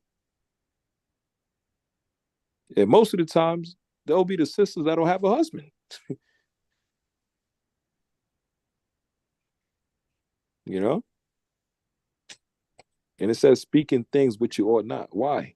If you've never been in a marriage, you should not be given marriage counsel at all. Mm-hmm. Con?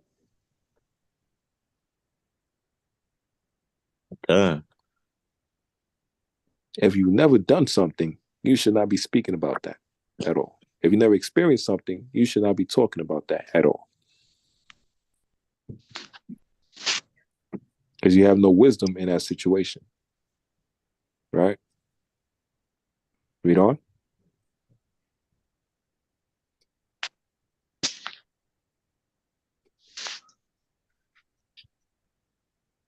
Verse 14. All right.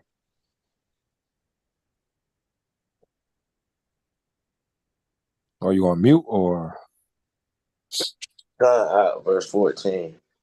I was therefore that the younger woman marry, bear children, guide the house, give none occasion to the adversary to speak reproachfully. It says what? Give none occasion to the adversary to speak Right. reproachfully. Right. It says, I will therefore that the younger woman marry, bear children, guide the house, give none occasion to the adversary. That's of Satan. Satan can jump on everybody. It can jump on your best female friend. Right. She talking stuff about your husband, saying, girl, he was doing this, he was doing that. And, you know, niggas ain't shit and all of this stuff. And you just falling hook, line, and sinker. You just eating up everything she's saying, not knowing that she was scheming on you from the jump. Right? Was lying about your husband because she wanted him for herself. So she had to find a way to plant that seed in your mind to make you think your husband was doing this or that, sleep with this person, that person, causing discord. So that she could put that demonic spirit on you to where now you start bugging out and now you want a divorce. And then 3 or 4 months later, they both sleeping together.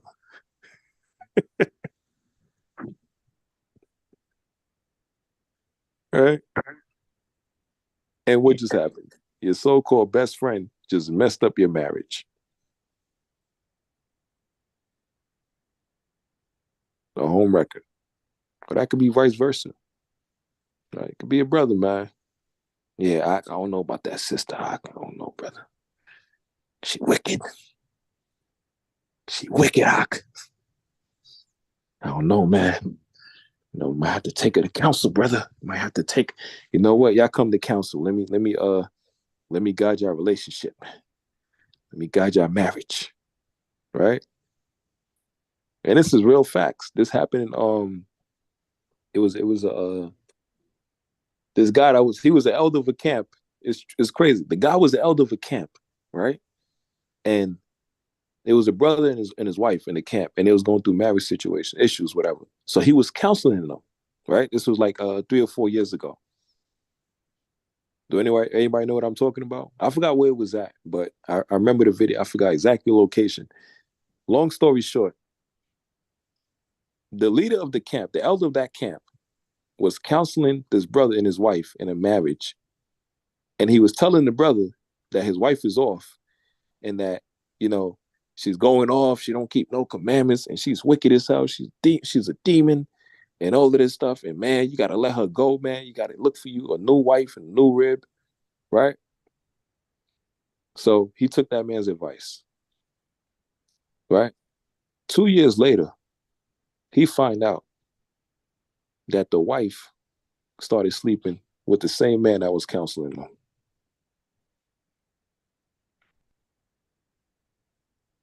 And what happened? They took him to the Hebrew courts that they had. They had a court, I think it was like about 2 years ago. And they had Hebrew Israelite judges, and they gave him a judgment, right? For 10 years, he can't teach. And I think he owed him some money, a couple of thousands of dollars, whatever. And they put his face all over the whole, Facebook, social media and everything, and was telling him, watch out for this guy. He's an adulterer. He's a fornicator. Watch out for him. And he just damaged his reputation and everything. Right? And they communicated him from the community. All because he wanted to steal somebody else's wife. Right? So give none occasion to the adversary to speak reproachfully, for some are already turned aside after Satan. That means Satan is already using them. Right? So for you sisters, don't try to take advice. If you're a married woman, don't try to take advice from a sister that's not even married. God? Go to a couple that's married. Go to an elder leadership that's married and let them guide you. Let them counsel you. God?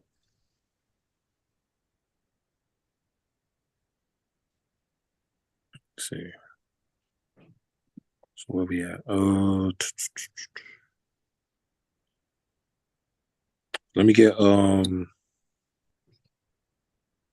First Timothy's chapter 2, and let's get verse number 11. Can you hear me? Ah. This is First Timothy 2. Verse 11. And 11. Let the woman learn in silence with all subjugation. Right, with all subjection. So it says, let the woman learn in silence. Subjection. Right. So that means you have to submit unto your husband. He's going to teach you. Right. Don't try to usurp authority. Talking about you, the head leading apostle of the church. Right. Read on. But I suffer not a woman to teach, nor to assert authority over the man, but to be in silence. Right. If your husband is the elder of the camp or the leader of the camp, that don't give you the right to try to tell the men, hey, we going out the camp. You the wife, and you telling the men, yeah, we're going to be here at camp 3 p.m. Saturday. Make sure y'all all show up, and I'm going to open up. My husband is sick, so he's at home, right? He's not showing up to camp. So I got it now. I'll open up the camp. Right? I got authority. That's my husband. I got authority. I'll tell y'all what to do. Right? I'll bring it out. No, hell no. La. Right? Don't try to usurp authority over the man. Khan? Everybody has a role. You know, the man's supposed to be leader of the household. He's supposed to guide the people, guide the church. The one's supposed to be as a support, move as a team. Right? Move as a team. Read on.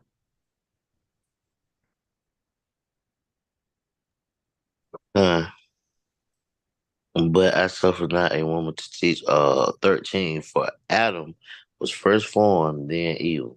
Right? The man was first created, then Eve. Right? Adam was first formed, and then Eve after to be as a helpmeet. Right? So a woman's job is supposed to help her husband move as a team, assist. Right? Support. Right? Nurture. Read on. And Adam was not deceived, but the woman being deceived was in the transgression. And that's why it's important for you sisters, for the Most High to bless you sisters with a head, with a person that can guide you. Because the man is used as a compass. Right? He's like that compass. He's that sense of direction. That's why in Sirach 37:12, it said, be continually with a godly man. Right? That man's supposed to be guided by the Lord. He's supposed to be guiding you. Right? He's supposed to have a sense of direction, as you would say. Right? And a plan, as you would say. So Adam was not deceived, but the woman being deceived was in transgression. How was the woman deceived? Same as with the serpent. The serpent deceived her with what? Smooth words. Right? He played with her emotions. Smooth talked her, sweet talked her. But that was all in deception. Right? He told her what she wanted to hear, not what she needed to hear. Right? The word was smoother than butter, but war was in his heart. That's Esau. Right? He'll butter up our sisters in these days. You know, I got this for you. Don't worry about that. You're going to be good. But he has war in his mind. He's declaring war against you. He's using you as a weapon against your own man to destroy your nation from within. That's what he did with the Black Panther. All right? But if it's of God, you cannot overthrow. Khan? That's why you need a head to guide you. Slock, you need a head to guide you. Because when a woman moving off of emotions is very powerful. It could be a benefit. All right? But sometimes you might make a decision that's not wise because you was in your feelings. Instead of thinking precisely, thinking clear-headed. Right? So that man is supposed to be there to guide you. You know? To bring you back to that center, bring you back to, look at the situation, look what's going on. This was happening. No emotions involved, no emotions, feelings involved. Make the wise decisions. All right. Read on.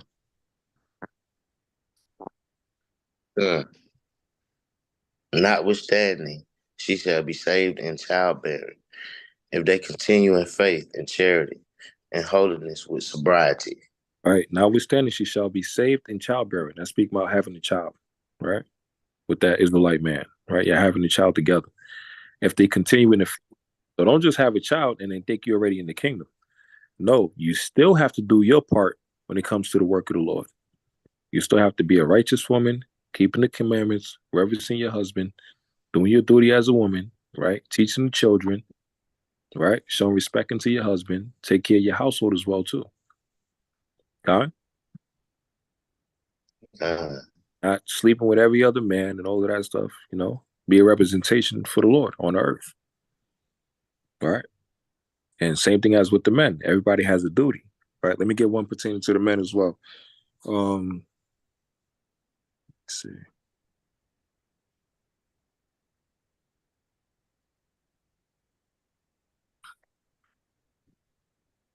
Let's see if I can hear me.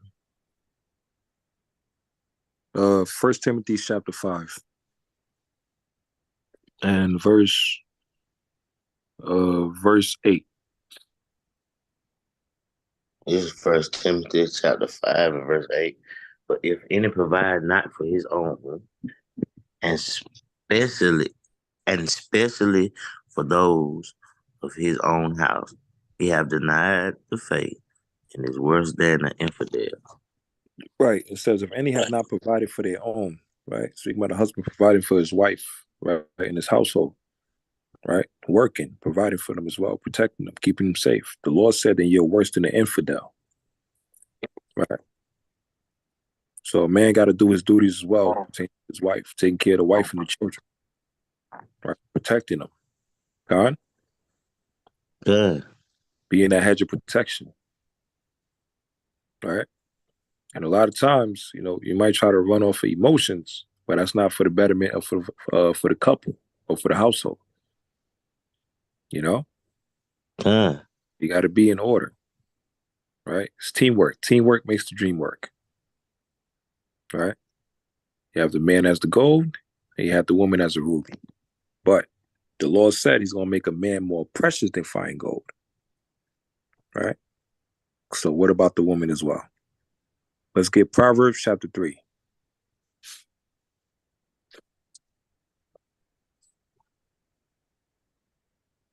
And let's jump to verse number 15.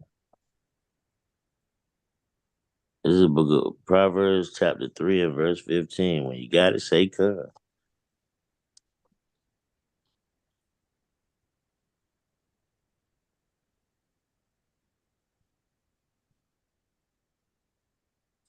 All right, bring it out, King.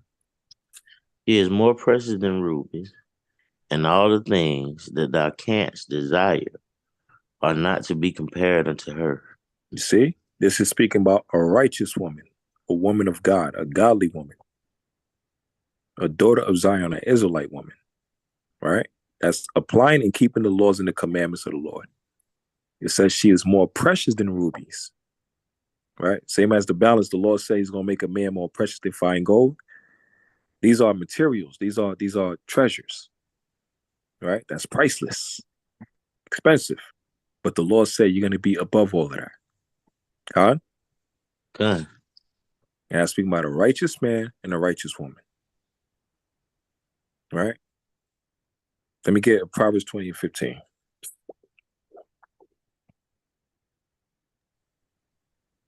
This is the book of Proverbs, chapter 20. And you say 15? Con. Well, you got to say con.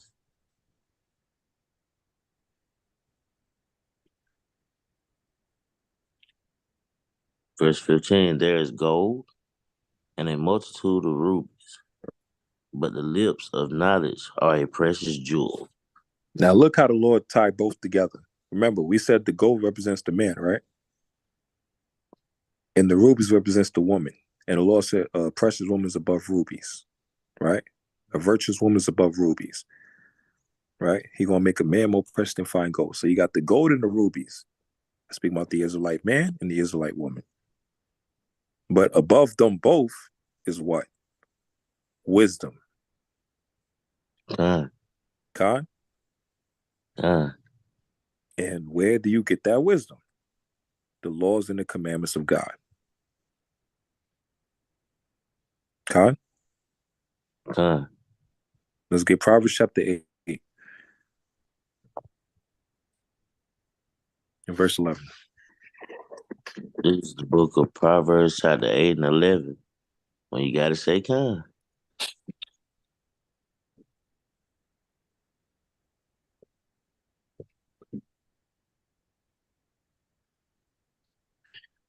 For wisdom is better than rubies, and all the things that may be desired are not to be compared to it. You see, wisdom is better than rubies. It's better than materials and gold. But how do you get that wisdom? It's through experience. You got to go through things to understand. God? Con. You got to go through trials and tribulations, right? So Con. as you rough patching situations, relationships, that's the Most High trying to give you that wisdom, that understanding. When you learn from it and then you overcome it, right? So that's why Con. with a man, couple's not gonna always agree with everything. They're not always gonna agree with everything, right? But what happens as they go through the marriage, they start to understand each other. They know each other's likes and dislikes. Then they know how to deal with each other. All right. They know each other mood swings. And then as they go through the marriage, they learn each other. Then they start to appreciate each other and love each other even more. Because now they understand each other even more. God? Con. And they gotta be what? They gotta be able to sacrifice for each other. Not to be selfish, but selfless. Right? That's the balance. And what start to happen? Now get Sirach 25 and 1.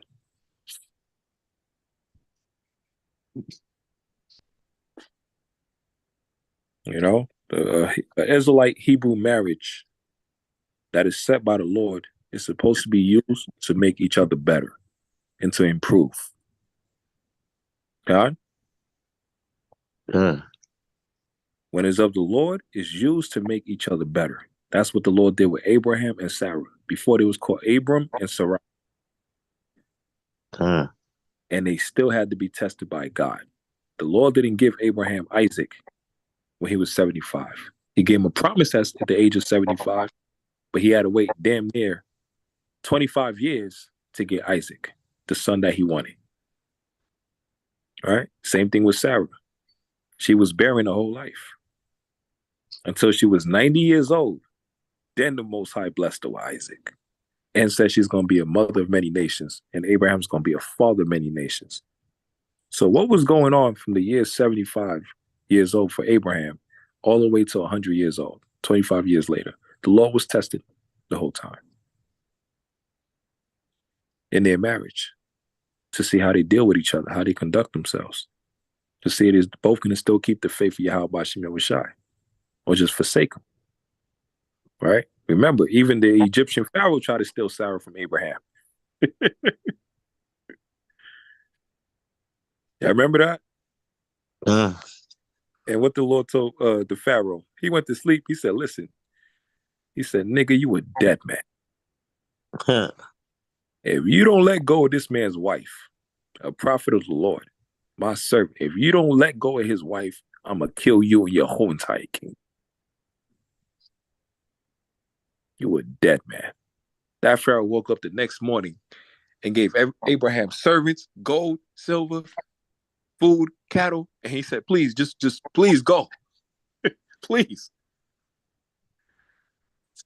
Please, man. Please. Please. Right?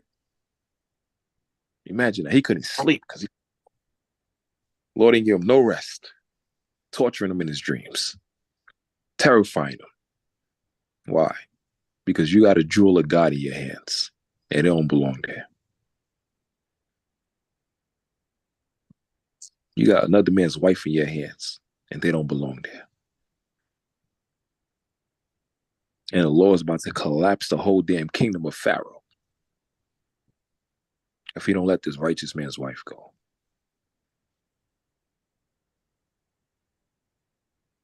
Con? Yeah. Same thing with a righteous woman, man. Right? Same thing with a righteous man. That's what the Lord is doing. Esau, we're in the hands of Esau right now. Esau don't want to let it go of us. He's greedy. He want all the treasures of the earth. And we're the greatest treasures on earth. He's not going to ever let us go. That's why, yeah, I wish I got to come and child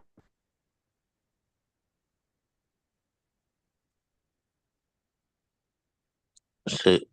You was breaking up. his hands off. And into what? I ain't right. The melting Turk is likened unto the furnace. This the melting pot. That fire, that heat is turned up. But guess what? We got melting. We can handle it. We're built for this. But these heathens, they're collapsing. They're breaking. They're folding. They're committing suicide. They're jumping off of roofs. Off of roofs. All right. Esau jumping off a roof, lose a job, and he killed himself, his whole family, and everybody at work. We lose a job, and we say, hey, it is what it is, man. I'll get another one. We don't stress like these devils, man. They break, they collapse with just one amount of pressure. A bit of pressure, then they crack. You've been dealing with this pressure our whole life, 400 years here in this captivity, dealing with this heat, this fire, with this hot-ass kitchen, and we still here. And what is happening now in these times? We're shining brighter than ever, like gold in a fire. Huh? Throughout all the adversity, the Most High has given us the spirit and the power to overcome all these things. And we're getting better and better and better. All right? There's a saying, a challenge is an opportunity to rise. All right? That's a Kobe Bryant saying. He said a challenge is an opportunity to rise, to overcome. And we got the greatest challenge ever, man. Waking up to the truth of who we are, enduring to the end for the kingdom of heaven. But if the Lord is with us, who can be against us? Who can stop this? Nobody. Bring it out, King. You ain't give me the whole scripture. Maybe I missed it. I said I think I missed it. What happened with Abraham, Sarah, Jacob, right? So on and so forth. Nah, I heard what you were saying. I'm talking about the scripture. Rack 25 and 1. Yeah, cuz. Don't get this work, brother. This is the book of Sirach, chapter 25. And three things I was beautified and stood up beautiful both before Yahweh and men. The unity. It said the what? And stood up beautiful both before Yahweh and men. Right, beautified before the Lord, right? What is that? Read on. The unity of brethren. See, the unity of brethren, brotherhood coming together. Right? Brothers and sisters coming together. Flocky, brothers coming together. Mighty men in these last days. Like what happened in Chicago. That unity camp, man. Mighty. All right?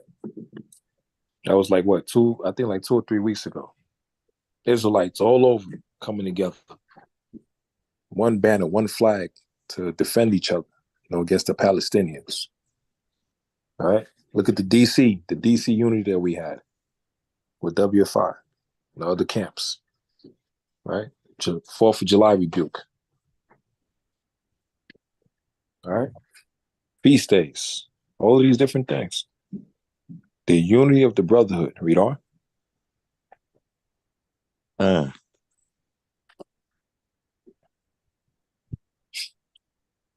Can you hear me? Yeah. The unity Okay. of, and what's next? Unity of brethren, the love of neighbors. See, loving your people, the love of your neighbors, your people, right? Charity, alms, right? Taking in brothers and sisters that's in need of help, praying for each other, praying with each other, right? Staying together, right? Feeding your people out throughout the streets, giving them food, drinks, water, giving them a home cooked meal, right? Feeding even the homeless, right? Read on. A man and wife that agree together. It says what? A man and a wife that agree together. Right. A man and a wife that agrees together. And what we seen at that wedding was beautiful. We seen them, it was just like, just perfect couple, man. Like you could tell this was of the Lord. They was made for each other. God. Uh-huh. And that's beautiful, man. When it's of God, no one can overthrow it. Marriage was never made to be easy, right? It's about faith, trust, patience. It's gonna work your nerves, man. You know, husband and wife arguing every once in a while here and there, this and that, right? It might work your nerves, ups and downs and everything, but it's about y'all sticking together. You know, her respecting the husband, willing to listen, learning from her husband, following directions of what he's saying. You know, even the wife giving her husband some advice as well too. She's looking out for his better half, for his health. Right? Anybody trying to mess with him, she's ready to, boy, she's about to pull out a gun. Don't you touch my man. All right? So many different things that come into marriage, man. Children, family, aunts, uncles. You're building a community, but it starts with us. And it got to be done the right way. But you got to be patient. To get that perfect gem, that perfect gold or jewelry or ruby, you got to be patient. Don't rush the process or you're going to cheat yourself. And everything that shines, that don't mean it's good. All right? Or jewelry that shines, that don't mean it's worth it, man. No? But this, my own personal testimony, this was a heck of a wedding, man. And this is a good example to look after and to watch. There was so many testimonies from elders to our parents, moms. Shout out to moms, man. She was hearing so many good things about her son from everybody that she couldn't believe it. She didn't even know that the elder was influencing so many people, teaching so many people for 30 years. She couldn't understand. She couldn't believe this. You had his cousin that came through. His name is Raymond, was chopping up with him. He couldn't believe. He was like, man, I ain't never seen you people, like how y'all just dressed and looking all nice and just glorious and all this stuff. Man, I've never seen this before. And he was one of the people that was planning not to come to the wedding. But he showed up and he was telling me personally, man, this is one of the best decisions he made in his life. And he was grateful to even be there, to even see this. And couldn't believe that was his cousin right there, sitting down right there, looking all glorious, Elder Gerard and everything, looking majestic.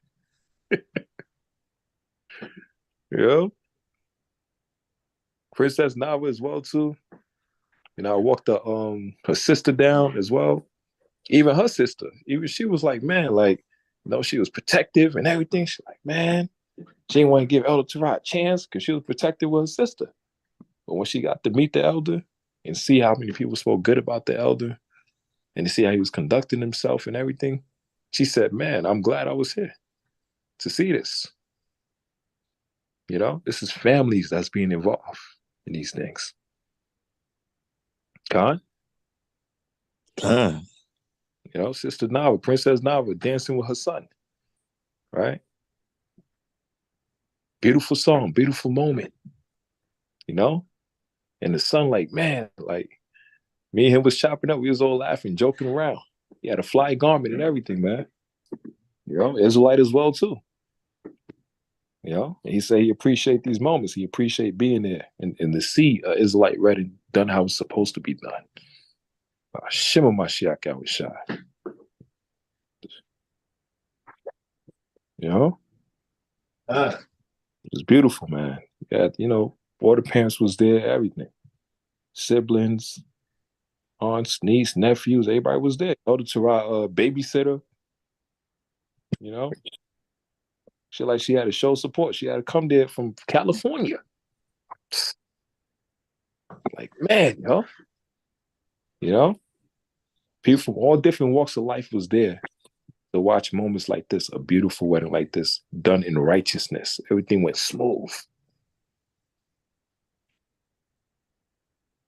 And it was beautiful, man. And then you had Sister Nava walking down, singing. I'm like, man, I almost had a tear in my eye. I was like, boy. First we thought it was a damn speaker. You know, somebody else was singing in the background and everything. But it was actually her singing. I was like, yo, this is crazy.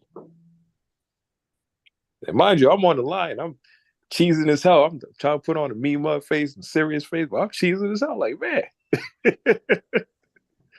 It's beautiful, man. You know? Yeah, ecstatic. You know, just to see this, man. So, you know, be that light. Let your light shine. Matthew chapter 5. This is one of the ways of being that light. You know? And with you letting your light shine, people that's of the world, even your families, those that you couldn't even reach, because they look at you as the same person, like with Yahweh Shai. It said, isn't he the carpenter's son, Joseph's son? Not even knowing that's the Messiah. All the miracles that he was doing, he said he couldn't do it in that town because what? They had no faith. They had no belief. So he had to do what? He had to move from one place to another, same as with Abraham. For the Most High gave him that full blessing and power. Khan? That's what happened. See? That's beautiful, man. So, you know, praise Yahweh Bashim Shai. Hopefully, brothers and sisters, learn something. You know, let's be that example, man. Let's do things the correct way. Have love and compassion towards your people. You know, let's move in the spirit of righteousness. Let's do things the correct way. Khan? Yeah. You know, every man has their own wife, all of that stuff that belongs to that man. Right? Let's do things the correct way. Let's not move in the spirit of adultery, spirit of covetousness, spirit of tale-bearing, spirit of envy, right? Spirit of lust, spirit of being a thief or a murderer or a killer, right? Spirit of slothfulness, right? Spirit of wickedness, spirit of effeminate, you know, all these different type of things, man. Like it says Galatians chapter 5, right? Let's operate in the spirit of righteousness, love, compassion, mercy, fruit to the spirit, right? So we can have moments like these. Con? You know, and I'm speaking from a man personally because I went through that, you know, and that's just my little testimony. Most High bless me. Oh, praise the Lord. That was the example. And I try to look after that and try to follow in that step. Try to be an example in any way I can as well, too. You know? Like they say, 1, 2, and 3, you're about to see, because everything is okay in the UK, if you know what I mean. You know? A-OK. Shout out to HOIUK. A-OK. They don't play. All right? Yeah. Shout out to all Israel. Shout out to all House of Israel. Philadelphia, place to stay, brotherly love, brotherhood and sisterhood. You know, HOIATL in Georgia, right? Augusta wind, right? What's the other one? We got HOI Illinois bringing the noise, the Windy City Boys. What else we got, man? HOI Vegas, Alabama. right? HOI Alabama, might roll tide over these devils. Saints come marching in. Right? HOI Vegas, because you know this, we don't stay this, and we don't play this. What's the other one, man? What we got? HOYBX. Hold on, brother. The hell going on here? HOY, NY, right?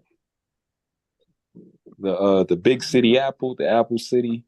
Take a bite out of crime, Times Square itself. That man said HOYBX. This man right here. They're gonna say HOY for him. You know? Or HOI, man, House of Israel. You know, we're not just a camp, we're a nation. Nation of people, you know, same as with all other camps. WFI, you know, the LLJ, House of Saints, you know, AOC, you know, all the other camps, man. We're not just a camp, we're a nation. And this is the perfect wedding to use as an example, as a blueprint. How we should conduct ourselves as people. You know, marriage, couples, it's a beautiful thing, man. You know? So, praise to the Lord. And one thing as well with marriage, take accountability. Okay? If you know you've done something wrong, admit your mistake, your fault, and take accountability. Because if you don't, you'll never get corrected. You can never grow. Take accountability on both sides. That's with anything. That's with a marriage. That's with a camp. That's with a relationship, brotherhood, sisterhood, anything. Always take accountability for what you have done so you can improve. That goes for each brother and sister that can hear this, this class and everything. And we continue to grow. Huh? Yeah. So the Lord is watching all of us and, you know, can reward us for our works, good or evil. We're going to get a reward for it. Good reward or bad reward. So take accountability, you know, and improve. You know? And we just be patient, family. Gold is tried in the fire, acceptable man in friends of adversity. Precious daughter Zion above rubies. You know? And let's grow. Let's keep each other in prayer. Most High keep us safe. Let's definitely get back as a nation. Keep our fast going as a nation. Let's not stop with that as well. Continue to build ourselves in spirit. You know? And let's pray for each other in all aspects. God? So,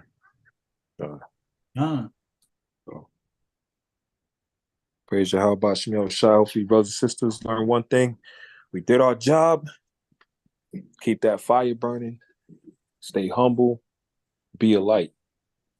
Right? The love always outweighs the hate, as you would say.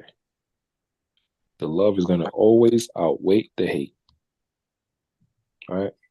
Like the saying goes, loyalty breeds loyalty. You know, they're going to get this work. Kingdom over everything. No surrender, no retreat.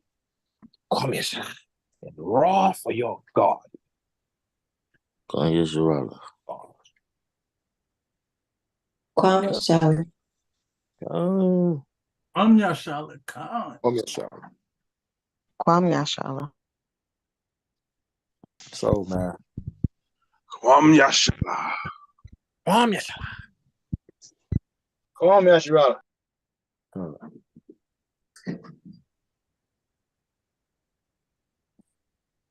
And all praises. So let's close it out with the Lord's Prayer.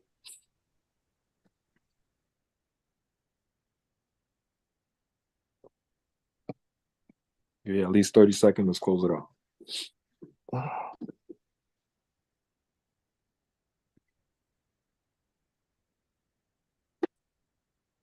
So you never know where the Lord have you at, man. One day you in New York, the next day you in Chicago. One day you in New York, the next day your ass is in Slack. You in Houston. One day you in New York, and next thing you in ATL. You know? New York one day, next day you in Carolina. It's crazy, man.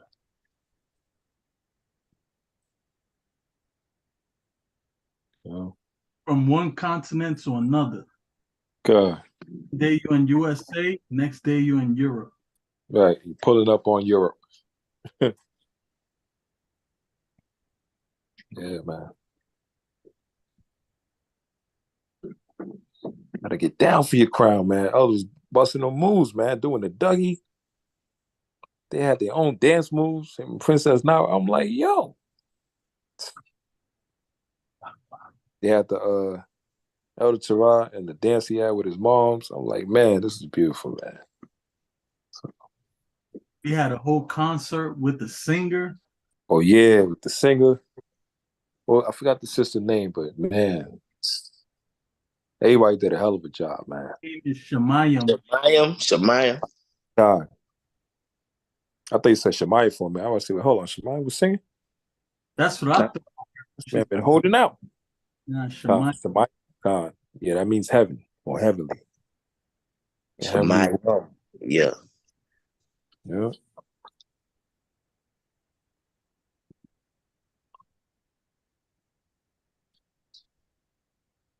Man, it's beautiful, man. Beautiful, beautiful, beautiful. All right. And just to give y'all one more gem before we close out. Elder Terah or Terah, the name means delay or wait or station. Right? Stationary or to delay and wait. What does Nava means? Do anybody know?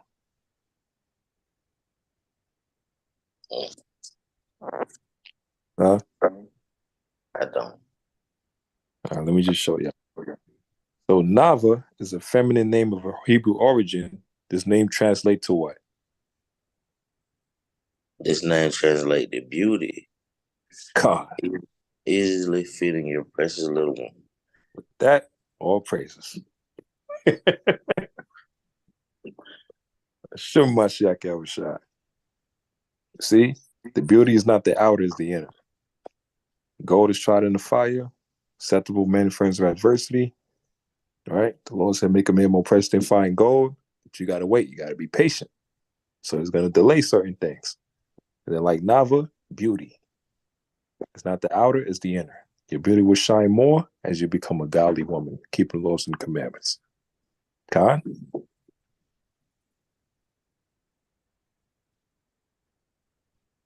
That's what I say. Everything is of the Lord. So let's close it out with the Lord's Prayer. You can enjoy your night. All praise Yahweh B'Shem Shai B'Shem HaKadosh Abanawa Shabashemayim Kodash Haya Shinka Yahweh Malakovka Taba'a Ratazaka Haya Aisha Ba'arataza Kawa Haya B'Shemayim Nadananawa Lacham Kayuam Wasalachnawa Chabwafnawa Kasalachnawa Chabwafinawa Wala'a Tabiyainawa Banasayawan Abal Hawashainawa Mayan Rai Kaya Laka Hamalakwaf Waha'alal Wahataparaf Like Walamyam Amen. We actually how about Shema Shah to please watch over the brothers and sisters, nation of Israel, to guide us and protect us, to bless us as well, and also to strengthen us, and to give us the gifts as well in these last days. Fruits of the Holy Spirit, Yahweh Shem Shai, to awaken all the brothers and sisters around us, to use our gifts to be able to help push for the nation in righteousness, for your works in righteousness, to bless us as well, mentally, physically, spiritually, financially, to increase in us in spirit of righteousness in these last days, to bring down our enemies and the heathens, and to help raise us up in these times, to overcome for the kingdom of heaven, and to see the coming of Yahweh Shai. We actually to keep the household strong and righteous throughout these last days of the Israelites, keep the marriages strong, and also to help the couples to increase Yahweh Shem Shai, to also reveal unto every brother and sisters their path that you want them to move in righteousness, right, and to guide us, Yahweh Shem Shai, and to give us the spirit to overcome all things. Actually, Yahweh Shem Shai to keep us safe, and to put the wicked things of spirits around us away from us, and to put angels around every one of our households to protect us, and to bless us in these times, and to bring death and destruction unto the heathens. The water, the water of Alam. Amen. Khan. Khan. Oh, praise us. And with that, raw for your God. Come here, son. Con Cap. Kwam Yashala. Come here, son.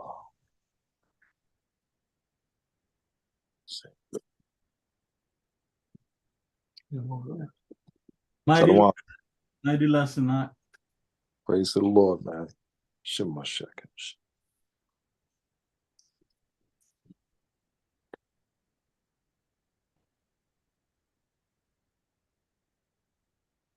Yeah, from a Joseph to Mary, to a Abraham to Sarah, to a Jacob and Rebecca. What is it, Jacob? Rebecca. To Isaac. So let's keep pushing, family. Kwame Shah. Kwam Yashala. God. As they say, stick 'em, Mark.